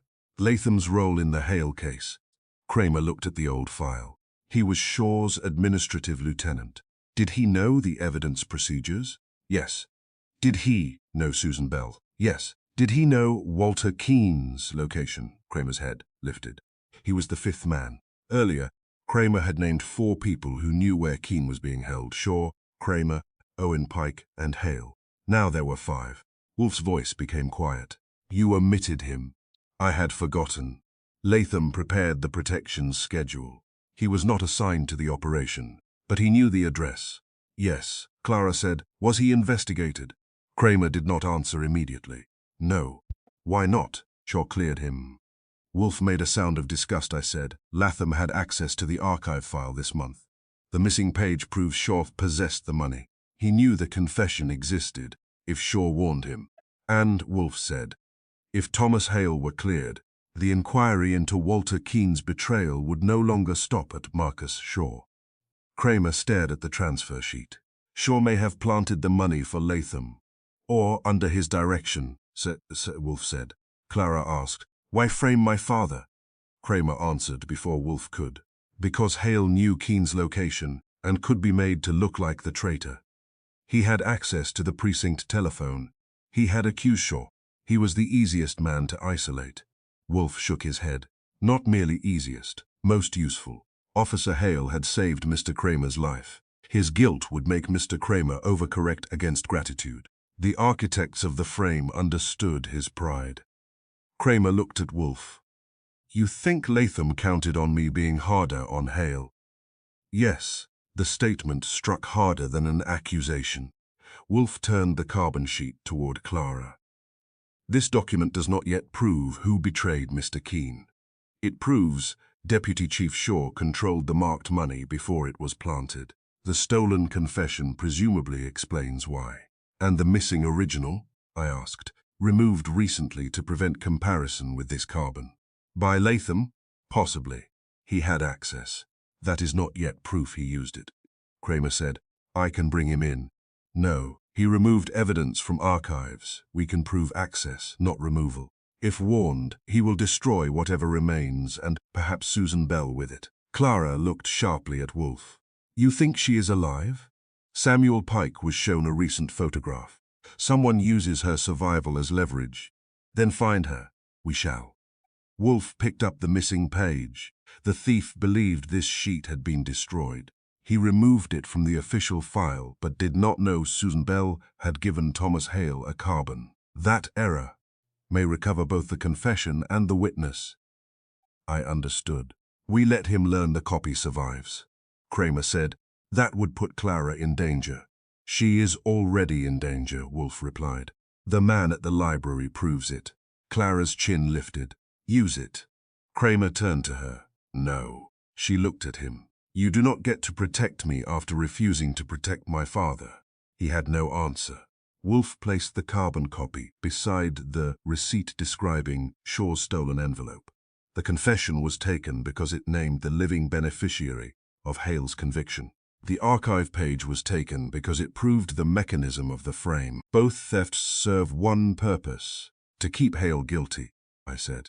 "Yes. And Latham?" Wolfe leaned back. "Deputy Commissioner Latham has power, access, motive, and history. Those are 4 reasons to question him and none to convict him." Cramer looked at his badge. "What do you need?" "The missing original, Marcus Shaw's confession, Susan Bell, and the truth concerning Robert Dane." "That is a large order." "So was the injustice." Outside, a car slowed in front of the brownstone and moved on. Fritz drew the curtain. On Wolfe's desk lay the page that had vanished from Cramer's file and survived in the papers of the man everyone had refused to believe. Marcus Shaw's signature was clear. Thomas Hale's innocence was not yet complete. But for the first time in 21 years, the official record had begun accusing the officers who wrote it. Chapter 6. The truth Cramer. Feared Cramer arrived at the brownstone shortly after 8 that evening and asked Fritz for coffee before he entered the office. That alone told me the night would be difficult. Inspector Cramer usually treated Wolfe's household as enemy territory. He accepted chairs reluctantly, food suspiciously, and coffee only when fatigue had defeated pride. This time he carried no file box, no warrant, and no fresh accusation. He brought only his badge and the face of a man who had finally reached the page he had spent 21 years avoiding. Wolfe sat behind his desk with a glass of beer at his right hand. The missing transfer sheet lay before him inside a clear folder. Beside it were Thomas Hale's unanswered letter, Susan Bell's old statement, and my receipt for Marcus Shaw's stolen confession. Clara Hale had gone upstairs to rest in the spare room. Wolfe had insisted she remain at the brownstone until we knew who had followed her from the library. Fritz had accepted the guest without complaint, though he had quietly moved the silver from the hall table and checked every lower window twice. Cramer entered, carrying the coffee Fritz had given him. He sat in the red leather chair. Wolfe looked at him. "You have remembered something." Cramer drank before answering. "I never forgot it." "Then you have decided to say it." "Yes." I opened my notebook. Cramer noticed, but did not object. "Marcus Shaw was my commanding officer for 9 years, he said. He made me a detective. He recommended me for lieutenant. He taught me how to question witnesses, how to build a case, and how to tell when a man was lying. Wolfe's brows lifted slightly. Apparently, he omitted how to tell when he was lying. Cramer's jaw tightened. That is why I'm here. Wolfe leaned back. Proceed. Cramer looked at Shaw's signature on the transfer sheet. When I joined his squad, Shaw was already respected. He remembered everything: names, dates, license numbers, old arrests. He could walk into a room with 6 men arguing and know which one had started it before anybody spoke. That is admiration, Wolfe said. I asked for fact. It is part of the fact. No, it is part of your difficulty. Cramer set the coffee down. Shaw was my mentor. The word sounded unnatural in his mouth, like a formal title borrowed for court. He protected me when I made mistakes, Cramer continued. Once I mishandled an informant and nearly lost a narcotics case. Shaw took responsibility. Another time I struck a suspect who had threatened my wife. Shaw kept it out of the report. I said, that sounds less like instruction and more like investment. Cramer looked at me. Yes, that answer stopped me. Wolfe said, he accumulated your loyalty. I suppose he did. Not intentionally. I don't know. You do. Cramer's eyes went to the fire. Shaw knew men. He knew what they wanted to believe about themselves. He made me believe I was different from the careless cops. That I was harder, cleaner, more exact. And when Thomas Hale accused him, I thought Hale was trying to use my debt, the warehouse. Yes. Cramer lifted his coffee but put it down again without drinking. Hale knew Shaw had trained me. He knew I trusted him. When we arrested Hale, he asked to speak with me alone. I thought he was going to remind me that he had taken a bullet for me. Did he? No, he said. Shaw was taking money from Edward Vale. What were his exact words? Cramer stared at the transfer sheet as though they were written there. He said, you are arresting the wrong cop. Shaw sold Keene, and now he is using me to bury it. The office was quiet. I wrote it down. Wolfe said, what did you ask him? I asked for proof. What did he offer? He said Susan Bell had seen the evidence ledger before it was changed.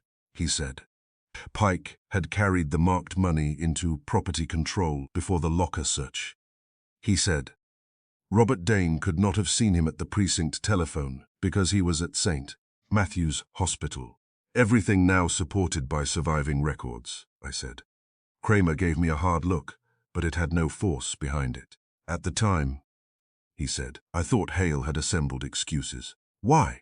Wolfe asked. Because Shaw had already explained them. When? Before I questioned Hale. That mattered. Wolfe's eyes narrowed. Deputy Chief Shaw anticipated the accusations. Yes, how? Cramer shook his head. I told myself Hale had complained earlier and Shaw had investigated. Did you verify that? No. Did you speak with Susan Bell before Shaw questioned her? No. Did you examine the hospital? Register personally?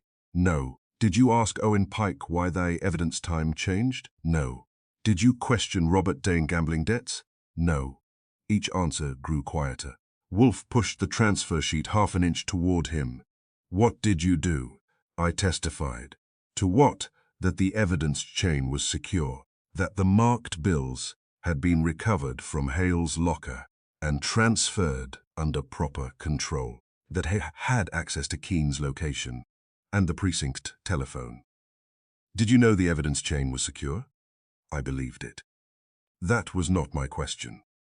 Cramer's hands closed on his knees. No. Then your testimony exceeded your knowledge. Yes. You converted confidence into fact. Yes, and the jury relied upon your rank and reputation. I was a lieutenant. You were also the officer whose life Mr. Hale had saved. Your testimony against him appeared especially convincing. Cramer's face changed. I had thought of that before, but hearing Wolfe say it aloud gave it a sharper edge. A stranger accusing Hale might be doubted. Cramer condemning the man who had taken a bullet for him looked like proof beyond friendship. Wolfe continued. Deputy Chief Shaw selected you because your debt to Mr. Hale made your severity valuable. Cramer looked up. You think he planned that? I think a man capable of constructing false evidence would use every available fact. Your pride was... Cramer rose and walked to the bookshelves. He told me not to let gratitude interfere with duty. Of course, he said Hale would try to use the warehouse. But Hale did not. No, that should have troubled you. It did. Not enough. Cramer faced the shelves. I was afraid that if I doubted Shaw, because Hale had saved me, I would be corrupt in the other direction. So you became harsher to prove impartiality. Yes, you were not impartial. You were manipulated. Cramer turned. That does not make Hale less imprisoned. No. It does not give him back the 7 years. No. It does not answer the letters I ignored. No. Wolfe's refusal to offer comfort was probably the only useful thing he could have offered. Cramer returned to the chair. When Shaw called me before his stroke, he said he had used my faith in him. Those were his words. What else, he said Hale had been innocent of the bribes and Keene's betrayal. He said the statement would explain everything. Did he name Deputy Commissioner Latham? No. Did he say he had acted alone? No. What frightened him, Cramer thought. He said, the wrong man has carried the shame long enough, and the right man has carried power. I stopped writing for a second. Wolfe said, exact words, yes, the right man has carried power, yes. That does not describe Marcus Shaw. He was dying and had retired. Cramer nodded. It describes Latham, I said. Possibly, Wolfe replied. Cramer leaned forward. Shaw also said that if the confession became public, I would have to admit what I had done. What had you done? Testified falsely, not knowingly. That will matter to a review board. It won't matter to Clara Hale. From the doorway came Clara's voice. No, it will not. Cramer turned. She stood in the hall wearing the same dark dress she had worn to the library. Fritz was behind her with a tray, looking displeased that a private conversation had escaped its room. Clara entered. I heard my father's name. Wolfe looked at her. You were instructed to rest. I did. Then I heard Inspector Cramer. Cramer stood. Clara faced him. You knew my father accused Shaw. Yes. You knew about Susan Bell. Yes. You knew the transfer times were wrong. I knew there were questions. You told the jury the chain was secure. Yes. Why? Cramer looked at her steadily. Because I trusted Shaw more than I trusted your father. My father saved your life. I know, and that made you trust him less. Cramer took the question without moving. It made me afraid that trusting him would look like repayment. Clara's mouth tightened. So you proved your honesty by helping convict him? Yes. The word was brutal because it was complete. She looked toward Wolfe's desk. My father wrote that he did not ask repayment. I remember. You did not answer. No. Did you read the letter? Yes, all of it. Yes. Then you knew what he was asking. Yes. Clara's eyes filled, but her voice stayed steady. He did not ask you to believe him. He asked you to look. Cramer lowered his head. I know. She turned away and went to the window. Fritz placed the tray on my desk and withdrew. Wolfe said, Miss Hale, Inspector Cramer's confession does not settle your father's case. No. Marcus Shaw's might have. And someone stole it. Yes. The person who stole it expects shame to silence Inspector Cramer now as loyalty silenced him then. Cramer's head came up. Wolfe continued. That expectation must be disappointed, Cramer said. I have already told you everything. No. What else is there? You still intend to control how the truth appears. Cramer's face hardened. I intend to reopen the case properly. After retirement, if necessary. Privately, at first. Why? To avoid warning Latham. A sound investigative reason and a convenient personal one. Cramer stood. Confound it, Wolfe. What do you want? The truth without negotiation. You have it. No. You have offered selected guilt. You admit poor judgment, excessive trust, and false certainty. You have not admitted fear. Cramer stared. Wolfe's voice remained level. You fear that Marcus Shaw's confession will not merely reveal error. It will reveal that you suspected the truth and chose not to pursue it. Cramer said nothing. Clara turned from the window. Wolfe went on. You fear losing your pension, your retirement honors, and your name. More than that, you fear that every conviction built upon your reputation will be examined. You fear becoming the man newspapers describe in one sentence. Cramer's hands were fists. Yes, the word came out harsh. I fear all of it. Wolfe nodded, at last. Cramer took a step toward the desk. I spent 35 years building that name. Thomas Hale spent 7 years in prison beneath it. Cramer stopped. Wolfe pointed toward Hale's letter. The danger is not your disgrace. Disgrace is an opinion held by others, and therefore unstable. The danger is that, having received the truth, you will again subordinate it to your position. I came here, yes, I gave you the confessions. I admitted what I did. Only after the confession was stolen, the transfer sheet was found, and Miss Hale forced you to face the dead man's letter. Cramer looked as if he might strike the desk, but he did not. Wolfe said, a lie told in ignorance is error. A lie preserved after truth arrives is choice. No one spoke. Fritz's tray held coffee for Clara and Cramer, beer for Wolfe, and nothing for me, which was probably a comment on my usefulness. Clara returned to the chair near the window. What happens if the confession is never found? Wolfe looked at the papers. We already know much of what it contained. Not the name. No. Not who killed Walter Keene. No. Not who framed my father.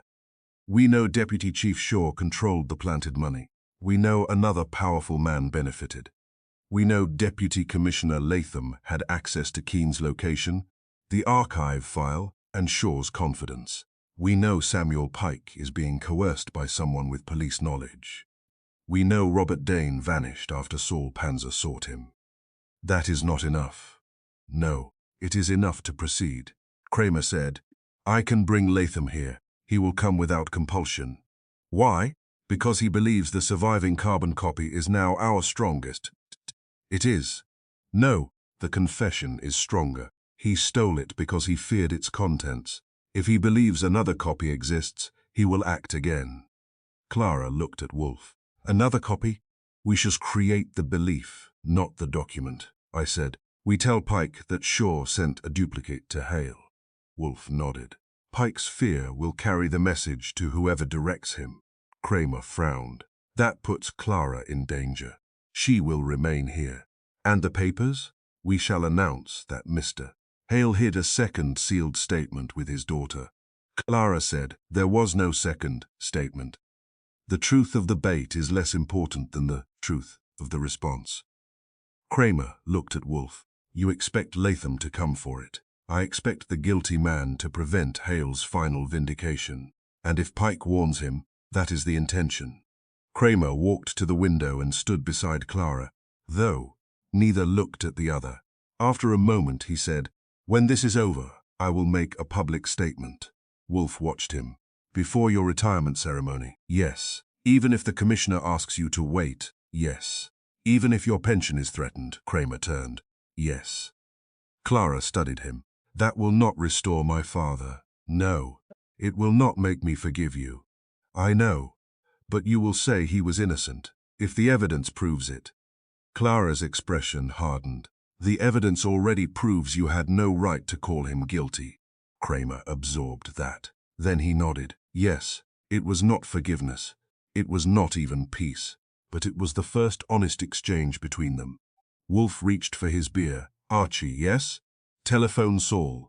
He is to find Samuel Pike and arrange a conversation tomorrow morning, Mr. Pike must learn that Thomas Hale preserved a duplicate of Marcus Shaw's confession. Where? In a bank box. Which bank? Choose one with architectural dignity, Cramer said. And Latham? Wolfe drank, set down the glass, and looked at the badge inside Cramer's coat. He has survived 21 years because good men preferred their reputations to an uncomfortable question. His gaze moved to Hale's letter. Tomorrow, we shall give him an answer he cannot control. Outside, the city lights glowed against the dark windows. The brownstone was warm, the office was guarded, and the hidden microphones had been removed. For the first time since the case began, no one was listening behind the wall. The truth was finally being spoken inside the room. Cramer had feared it would destroy his career. Wolfe understood the greater danger. A man could survive disgrace. An innocent name could not survive another silence. Chapter 7. The confession without the envelope, a dead deputy chief, is difficult to follow. but Samuel Pike led me to one. Saul had spent the morning persuading Pike that Thomas Hale had hidden a duplicate of Marcus Shaw's confession in a bank box. By noon, Pike had made 3 telephone calls, visited a drugstore without buying anything, and boarded a bus headed toward the East River. I followed in a taxi with Saul 2 cars behind. Pike left the bus near an abandoned police storage building on 12th Avenue.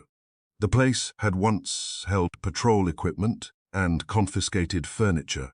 Now its windows were boarded, its brick walls were black with age, and the faded city seal above the loading door looked ashamed of its surroundings. Pike entered through a side gate. I waited 2 minutes and followed. The gate opened onto a narrow yard filled with broken desks, rusted file cabinets, and 2 retired patrol cars sinking into their tires. The side door had been left unlocked. Inside, the air smelled of dust, damp wood, and old canvas. Voices came from the rear, Pike said. "They found another copy," a second man answered. "Where?" I stopped. I knew that voice only from public speeches and news recordings, but Cramer had known it for 35 years. Marcus Shaw, the dead deputy chief, sounded remarkably healthy. I moved closer along a row of metal shelves. Through a gap between stacked chairs, I saw Pike standing beside a wooden table. Across from him was a tall, thin man in a dark overcoat. His face was pale and drawn. One side of his mouth sagged slightly from the stroke, but the photographs had not lied. Marcus Shaw was alive. On the table lay the stolen cream-colored envelope. Its red wax seal had been broken, Pike said. Goodwin told Saul Panzer that Hale kept a duplicate in a bank box. Goodwin did not tell Panzer anything by accident. You said Wolfe had no proof without the confession. He does not. What about the transfer sheet? It proves I handled the money. It does not prove why. It proves Hale was framed. It proves procedure was irregular. Pike stared at him. You always have another word for a crime. Shaw's good hand tightened on the table. You followed orders then. Follow them now. I was 19, and you have spent 40 years enjoying the protection that obedience purchased. Pike looked toward the door. Who was buried? Shaw's expression hardened. That does not concern you. It concerns me if I helped a dead man steal his own confession. Shaw turned his head slightly. My brother's body was released under my name. I nearly stepped into view from surprise. Pike stared. Your brother? He died in a private nursing home the night of my stroke. We resembled each other. Latham controlled the medical report, the transfer, and the closed funeral. Why fake your death? Because I had made a mistake. The confession, yes. Shaw looked down at the envelope. I believed I was dying. I wrote more than was wise. When I recovered, Latham told me the statement would destroy us both. So he arranged your death. He arranged my disappearance. And you let Cramer believe you were dead. Cramer's beliefs have always been useful. That sentence told me more about their history than Cramer's admiration ever had. Pike took a step back. You framed Hale. Shaw's face went cold. Hale was selected because the case required an answer. He was innocent. Innocence is not always useful. Pike swallowed. And Walter Keane? Shaw looked toward the boarded windows. Keane was going to testify against Vale. Latham had been taking Vale's money for years. If Keane testified, Latham would have been exposed. So Latham sold the address. Yes, and you protected him. I protected the department. You protected yourself. Shaw's eyes sharpened. You altered the evidence ledger. Your father signed the false duty report. Dane supplied the telephone lie. Every man did what was necessary. For Latham. For stability. I had heard enough to arrest a philosophy, but not enough to put handcuffs on Shaw without losing the confession. I stepped from behind the shelves. Stability has had an expensive week, Pike spun. Shaw did not. He had expected someone, though perhaps not me. Goodwin, he said, in person. Reports of your death were professionally prepared. Pike moved away from the table. Shaw placed his hand over the envelope. You followed him. He is easier to follow when frightened. Pike looked ashamed. I kept my eyes on Shaw. You entered Wolfe's house. No, you arranged it. No, Latham. Shaw's mouth moved slightly. You have no evidence. You are holding the stolen envelope. He looked down at it as if he had forgotten. The envelope belongs to me. It was addressed to Cramer. I wrote it. You also died for it. Ownership gets complicated. I moved closer. Give it to me. Shaw's hand went inside his coat. I had my gun out before his emerged. Slowly, he withdrew a silver cigarette lighter. Pike said, "Don't." Shaw flicked it open. I crossed the distance, but he was nearer the table. He touched the flame to the torn edge of the confession. The paper caught. I grabbed for it. Shaw swept the burning pages into a metal waste bin beside the table and kicked it away. Pike caught my arm as I lunged. Either from panic or obedience, I threw him against the table and reached the bin. The pages curled black at the edges. I stamped on them with my shoe, but Shaw overturned a can of cleaning solvent stored beneath the table. Fire rose in a bright sheet. Saul entered through the rear door at that moment. He seized Shaw while I pulled Pike away from the flames. Within seconds, the confession was gone. Not damaged, gone. Ash lifted from the bin and drifted across the concrete floor. Shaw laughed once. The stroke had weakened his face, but not his satisfaction. You have nothing now. Saul held both his arms behind him. I looked at the black ash. You burned your own confession. I destroyed an unsigned private paper. It was signed. Can you prove what it said? I could prove he had stolen it. I could prove he had faked his death. Pike had heard his admissions, but Pike was compromised, frightened, and guilty of altering the evidence records. Shaw knew it. He looked at Pike. He will deny everything. Pike's face had gone grey. Shaw continued. He changed the ledger. His father falsified the duty report. He supplied the van used at Wolfe's house. If he testifies, he convicts himself. Pike lowered his eyes. Shaw looked at me. Without the original statement, Hale remains a convicted officer, and I remain a dead man. You are standing here. Appearance is not legal identity, Saul said. He talks too much, I said. I searched Shaw. In his pocket were keys, cash, false identification in the name Martin Wells, and a note containing the address of Latham's country house.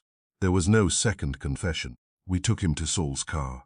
Pike came willingly. The fire in the bin died after consuming the last readable fragment. On the drive to West 35th Street, Shaw said nothing. Pike stared through the window. I telephoned Wolfe from a drugstore. Shaw is alive, I said. Silence. Explain. He and Latham faked his death. Shaw burned the confession. Entirely. Yes. Did he speak? Is enough for Pike and me to hear, but he says Pike will deny it, and his own words were not recorded. Bring them, that is all. No, Archie. The blotting paper. I frowned at the telephone. What blotting paper? The sheet beneath the envelope when Mr. Cramer first placed it on my desk. You still have it. I do not discard desk materials merely because others fail to notice them. I understood. The envelope had rested on Wolfe's desk while Cramer discussed Shaw's confession. If Shaw had written on the confession while it remained inside the envelope, pressure might have passed through to the outer paper. But Wolfe meant something else. When Cramer placed it down, the confession had already been written, obviously. So the pressure marks were transferred earlier. Yes, the pages were written while resting upon the envelope or a sheet later enclosed with it. I noticed indentations when Mr. Goodwin described the envelope's condition. I forgave the third-person insult because the idea was beautiful. I'll bring Shaw. Bring Pike first. We reached the brownstone at 4:20. Cramer was in the office with Clara Hale. He stood when Saul brought Shaw through the door. For several seconds, Cramer did not breathe. Shaw looked at him. Lionel. Cramer crossed the room and hit him. It was not a wild blow. It was one straight punch to the mouth, delivered with 21 years behind it. Shaw fell against the yellow chair. Wolfe said, Mr. Cramer. Cramer stood over his former mentor. You let me bury you. Shaw wiped blood from his lip. You were always obedient at funerals. Cramer's hand closed again. I stepped between them. Save the rest for the commissioner. Clara Hale stared at Shaw. You framed my father. Shaw looked at her without recognition. Thomas Hale's daughter, I said. His expression barely changed. That matter was settled. No, Clara said. It was hidden. Wolfe directed Saul to place Shaw in the front room under guard. Pike remained in the office. Then Wolfe asked me for the receipt describing the stolen envelope. I brought it. He opened the lower drawer of his desk and removed a sheet of green blotting paper. Its surface appeared blank except for shallow dents visible under the lamp. Wolfe had preserved it beneath a protective cover. When Mr. Cramer first placed the envelope on my desk, Wolfe said, I observed irregular pressure lines. I assumed they resulted from writing performed with the envelope beneath the confession. Cramer stared. You knew there were impressions. I knew there were marks. Their value was uncertain until the original was destroyed. I said, convenient of Shaw. Criminals frequently improve evidence by attempting to remove it. Wolfe had Fritz bring a flat lamp and a small mirror. I shaded the blotting paper lightly with the side of a soft pencil, using almost no pressure. Letters emerged, broken at first, then words. The top line appeared backward, so I used the mirror. I read aloud. I, Marcus Shaw, admit that Officer Thomas Hale was innocent of taking payments from Edward Vale and did not reveal Walter Keane's location. Clara sat down. Cramer's face had become rigid. I continued shading. The next lines were weaker.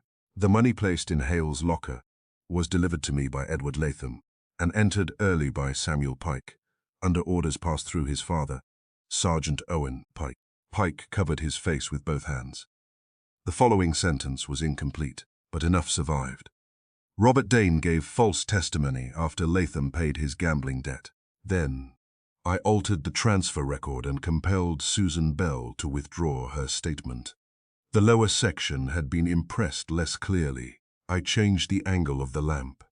Another line appeared. Latham disclosed Keane's address to Vale. I protected him because exposure would have ended both our careers and revealed earlier payments. Cramer whispered. Confound him. I found one final sentence. Hale carried the blame for crimes committed by men above him. The signature impression was deep. Marcus Shaw. No envelope remained. No original pages remained. But the dead confession had left its shape behind. Wolfe looked at Pike. You altered the evidence ledger? Pike's shoulders sagged. Yes. Under whose order? My father told me Shaw required it. Shaw stood in the records room while I replaced the page. Did Deputy Commissioner Latham bring the marked money? Yes. Did Robert Dane receive payment? Yes. Was Thomas Hale innocent? Pike looked at Clara. Yes. She closed her eyes. Cramer went to the window. Wolfe said, Mr. Pike, you will repeat that statement before the Commissioner. Pike swallowed. Shaw will say I'm lying. His confession says otherwise. He burned it. Wolfe placed one finger on the blotting paper. He burned the ink. He did not burn the pressure. I carried the reconstructed impression to Clara. She read her father's name twice. Is this enough to clear him? With Pike's testimony, the carbon transfer sheet, the altered ledger, Hale's hospital record, and Shaw's survival. Yes, Cramer said. She looked at him. You are certain now. Cramer did not defend himself. I should have been certain enough to look 21 years ago. Wolfe leaned back. The case is not finished. Cramer turned. Latham? Yes. Deputy Commissioner Edwin Latham remains free, possesses power, and believes the confession has been destroyed. We have the impression. He does not know that. I said, then we let him believe Shaw succeeded. Wolfe nodded. Mr. Latham will come tonight to learn whether the last evidence against him is gone. And Shaw? He will be present. Cramer's eyes moved toward the front room. You want them together. I want truth to become inconvenient in company. Pike looked at the reconstructed lines. I followed orders. Wolfe's gaze settled on him. So did Mr. Cramer. So did your father. So did Robert Dane. Thomas Hale was destroyed because every man below the crime believed obedience divided responsibility. Pike lowered his head. It does not, Wolfe said. Outside, evening had begun to darken West 35th Street. Fritz drew the curtains and switched on the lamps. The safe remained empty. The stolen envelope was ash in an abandoned police building. Marcus Shaw was alive in Wolfe's front room, guarded by Saul. But across the green blotting paper, his confession had returned one pressed word at a time. He had believed destroying the document would destroy the truth. He had forgotten that even a lie told on paper leaves an impression. Chapter 8. Cramer's Final Favor. The police commissioner arrived at the brownstone at 8:52, 8 minutes before Wolfe had requested him, and 21 years after Thomas Hale had needed him. Fritz took his coat and showed him into the office. Marcus Shaw sat in the yellow chair with a bruise darkening one side of his mouth, a gift from Cramer that had required no receipt. Saul Panzer stood near the door behind him. Samuel Pike occupied a straight-backed chair beside the bookshelves, bent forward with his hands clasped between his knees. Clara Hale sat near my desk. She held her father's black notebook against her chest. Cramer stood by the window. His badge was still inside his coat. The commissioner looked at Shaw and stopped. The newspapers had announced Shaw's death 2 weeks earlier. There had been official tributes, a closed funeral, and several speeches about devotion to duty. Seeing the deceased seated in Wolfe's office disturbed him more than the presence of the living usually did. "Marcus," he said. Shaw touched his split lip. "Commissioner." The commissioner turned to Cramer. "You told me he was alive. I did not entirely believe you. Neither did I until Goodwin brought him in." The commissioner looked at Wolfe. "You said this meeting would resolve the Hale case. It will. And Deputy Commissioner Latham, under surveillance. He will be arrested when he attempts to leave his country house." Shaw's eyes sharpened. The commissioner noticed. "So Latham is involved?" "Deeply," Wolfe said. "But this gathering concerns the act that began the injustice and the act that attempted to preserve it." He looked at me. "Archie, close the door." I did. The office settled into silence. The lamps cast warm light over the bookshelves, the globe, the red leather chair, and Wolfe's enormous desk. The safe behind the botanical print stood closed again, though it contained no confession. The reconstructed impressions rested beneath glass on Wolfe's blotter. Wolfe leaned back. 21 years ago, Officer Thomas Hale was convicted of accepting bribes from gambler Edward Vale and betraying the protected witness Walter Keane. Both accusations were false. Clara's fingers tightened around the notebook. Shaw said, "That has not been established in court." Wolfe ignored him. The marked bills found in Officer Hale's locker had been entered into police property records nearly 2 hours before the search. The original entry was made by Samuel Pike, then a young clerk, under instructions from his father and Deputy Chief Marcus Shaw. The commissioner looked Pike. Pike raised his head. "It is true," Shaw said. "He is protecting himself." "By admitting evidence tampering?" Wolfe asked. "An unusual method," Pike continued. "My father brought me the pouch." Mr. Shaw stood beside him. I entered the serial numbers at 7:40. Later, Shaw ordered me to replace the ledger page with one showing the money arrived after Hale's arrest. The commissioner's face hardened. "Why did you obey?" "I was 19. My father told me Shaw could destroy our family." "Fear explains conduct," Wolfe said. "It does not cleanse it." Pike lowered his eyes again. Wolfe lifted the surviving carbon transfer sheet.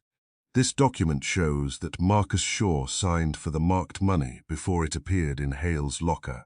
The official original was removed recently from the police archive. The carbon survived because Susan Bell secretly gave it to Thomas Hale." Shaw gave a small shrug. "It proves I handled evidence. It proves you possessed the money before the supposed discovery. For private verification. There was no department procedure by that name. There were many informal practices then. One of them was theft." Shaw's face became still. Wolfe continued. "Edward Vale paid protection money to police officers. Edwin Latham, then Shaw's administrative lieutenant, accepted those payments and gave Vale the location where Walter Keane was being guarded." The commissioner said, "Latham betrayed the witness?" "Yes, but Latham could not survive the inquiry alone. He needed Officer Hale blamed for the telephone call and the bribes." Cramer turned from the window. Why Hale? Because Hale knew Keen's location, had access to the precinct, and had already questioned irregularities in Vale's protection arrangements.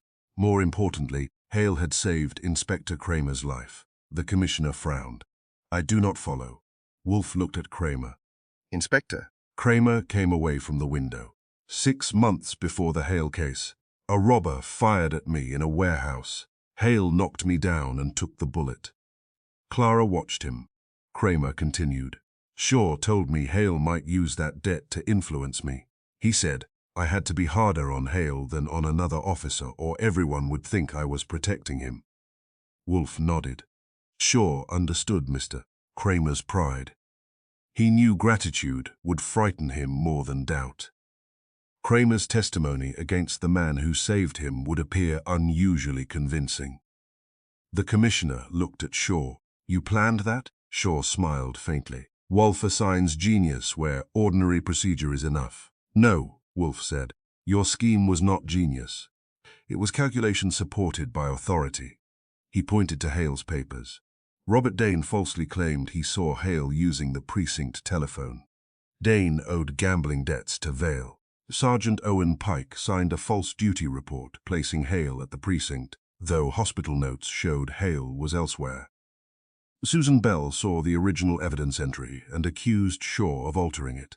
Shaw questioned her privately, frightened her into silence, and later concealed her whereabouts. The commissioner asked, Is Susan Bell alive? Yes. Saul located her this afternoon in a private care facility near Hudson. She was living under another surname, paid for through an account connected to Latham. Clara drew a breath. Will she testify? She has agreed, Shaw said. A frightened old woman can be made to remember anything. Wolfe's eyes narrowed. She remembered the same facts before age supplied you that excuse. I placed the reconstructed blotting sheet beside the carbon copy. Wolfe said. Marcus Shaw eventually felt the burden of what he had done. Believing himself near death, he wrote a confession. Shaw laughed softly. There is no confession. You burned the paper, I said. Not the words. I turned the angled lamp toward the blotting sheet. The pressure impressions were faint but readable beneath the glass. The commissioner leaned closer. Wolfe recited the important lines.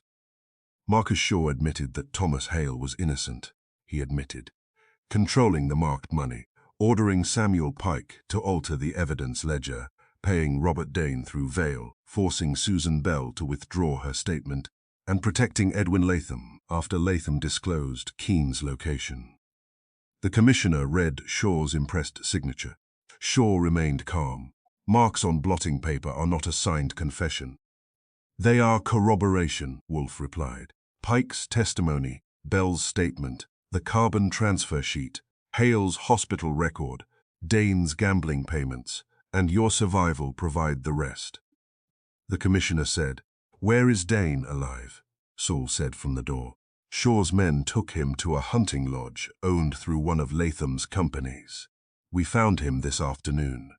That was news even to Cramer. Shaw turned toward Saul. Saul added, Dane is ready to talk. The confidence left Shaw's face by a small but visible amount. Wolfe continued. After writing the confession, Shaw informed Cramer that it existed. Then Shaw recovered from his stroke. Edwin Latham persuaded him that exposure would destroy them both. The commissioner glanced at Shaw. So you staged your death? Yes, Wolfe said. Latham substituted the body of Shaw's brother, controlled the medical paperwork, and arranged a closed funeral. Shaw disappeared under another identity. Why send the confession to Cramer at all? Shaw had already placed it beyond his reach. Once Cramer received it, Shaw needed it recovered. Shaw said, You cannot prove I arranged the theft from this house. Wolfe looked at Pike. Pike swallowed. Mr. Shaw contacted me after the funeral. He knew I had created Metropolitan Restaurant Supply. He ordered me to provide the delivery van. Ordered? The commissioner asked. He threatened to expose my part in the old evidence alteration. He also said Susan Bell would be killed if I refused. Who installed the microphones? 2 former police technicians working for Latham. I gave them access by arranging the false spice delivery. Wolfe said. The microphones were placed before Cramer came here, because Shaw knew retirement would change him. Cramer looked at Wolfe. Explain that. For 35 years, your position supplied reasons not to reopen the Hale case. The department, your pension, your promotions, and Shaw's reputation all stood between you and the truth. Retirement would remove most of those restraints, Shaw said. Cramer would never have acted. But you feared he might, Wolfe replied. That fear is why you prepared before he entered this house. The commissioner looked from Shaw to Cramer. The theft occurred during the blackout? Yes, I said. One of Latham's men hid in the upper hall before dinner, cut the power through the basement circuit, used the combination overheard by microphone, removed only the confession, and escaped through the service alley. How did he enter earlier? The false delivery gave him access to the rear hall. He jammed the elevator latch and remained upstairs until the house darkened. Shaw said, an elaborate tale. Wolfe lifted one shoulder. The man was arrested this afternoon while attempting to leave the city. He possessed a key to the brownstone's service entrance and a duplicate safe dial chart made from the transmitted recording. That ended the tale's status as speculation. The commissioner rose and faced Shaw. You framed Thomas Hale, concealed the betrayal of Walter Keene, stole police evidence, helped fake your death, and arranged the theft of your confession. Shaw did not rise. I protected the department from scandal. Clara stood. You protected men who murdered a witness and destroyed my father. Shaw looked at her. Your father was one officer. Cramer moved before I did. He crossed the office and stopped directly in front of Shaw. One officer, Cramer said, was enough. Shaw looked up at him. You testified. Yes. You defended the conviction. Yes. You ignored Hale's appeals. Yes. Then do not pretend you stand apart from me. Cramer's face went grey, but he did not look away. I don't. The room became still. Cramer turned toward the commissioner. I want this on the record. The commissioner said nothing. Cramer continued. I received Thomas Hale's last appeal. I knew there were unresolved conflicts in the evidence chain. I knew Susan Bell had questioned the original ledger. I knew Owen Pike had once admitted a false time. I knew Hale had an alibi that was never properly examined. Clara watched him. I ignored all of it, Cramer said. Reopening the case would have exposed my own mistakes and Shaw's manipulation. I told myself the verdict mattered more than the defects. I was wrong, the commissioner said. Lionel, this is not the place for an official statement. It is the place where I finally made one. Cramer unpinned his badge and held it in his palm. My retirement announcement is scheduled for Monday. Yes, do not announce it. The commissioner frowned. What are you asking? Clear Thomas Hale first. Clara's eyes moved to him. Cramer continued. Open the conviction. Release the evidence. State publicly that the case was corrupt and that I helped preserve it. If my retirement, pension, or record has to wait, let it wait. The commissioner looked at Wolfe. Wolfe said, Mr. Cramer requires no permission to tell the truth. Cramer faced Clara. I cannot return the 7 years. I cannot answer the letters I ignored. I cannot make your father hear his name cleared. No, she said, but I can put my name beneath the statement that he was innocent. Clara held his gaze. That is what he asked you to do while he was alive. Yes, you refused. Yes, she looked down at Hale's notebook. Then do it now. Not for forgiveness. I know. The commissioner crossed to Wolfe's desk and examined the reconstructed confession again. I will order an immediate review. Hale's conviction will be vacated as soon as the court can hear the evidence. A public statement will be issued tomorrow. Before my retirement? Cramer asked. Yes. Clara closed her eyes briefly. When she opened them, the anger remained, but it no longer stood alone. There was relief beside it. The commissioner summoned the officers, waiting in the front room. 2 entered and placed Shaw under arrest. Shaw stood without resistance. At the door, he looked back at Cramer. You will lose everything, Cramer said. Not everything. Shaw's gaze moved to the badge in Cramer's hand. Then the officers took him out. Pike rose when another officer approached. "I will testify," he said. The commissioner regarded him. "You will answer for altering evidence and assisting the theft." "Yes." Pike looked at Clara. "I was afraid," she said. "So was my father." Pike lowered his head and allowed himself to be taken away. Saul left to telephone the men watching Latham's country house. The commissioner went to the hall to begin making calls no commissioner enjoys. Clara remained beside the desk, reading the impressed confession again. Cramer stood in the center of the office. "Wolfe reached for the dinner bell," I said. "Not yet." He scowled at me, but waited. Cramer approached Wolfe's desk. He looked at his badge. For a moment I thought he intended to surrender it permanent, before the commissioner could decide whether it should be taken. Instead, he placed it on the desk. It made a small sound against the wood. No challenge this time. No accusation. Only metal. Cramer said. "Hale wore one of these." Wolfe looked at the badge. "He did. I treated mine as if it made my judgment safer." "It did not." "No." Cramer's hand remained beside it. "This was my final favor." Wolfe's brows rose. "To Mr. Hale." "To me." Wolfe regarded him for several seconds. Then he picked up the badge and extended it. He said nothing. Cramer took it. That was all. He pinned it back inside his coat, turned to Clara, and offered her Thomas Hale's registered letter. She accepted it without touching his hand. The commissioner returned. "Officers have Latham in custody. Dane's statement has been confirmed. Susan Bell will be brought under protection tonight." Wolfe reached for the bell again. This time I allowed it. Fritz entered almost immediately. "Dinner has been delayed," Wolfe said. "By 11 minutes, Fritz replied. "A calamity."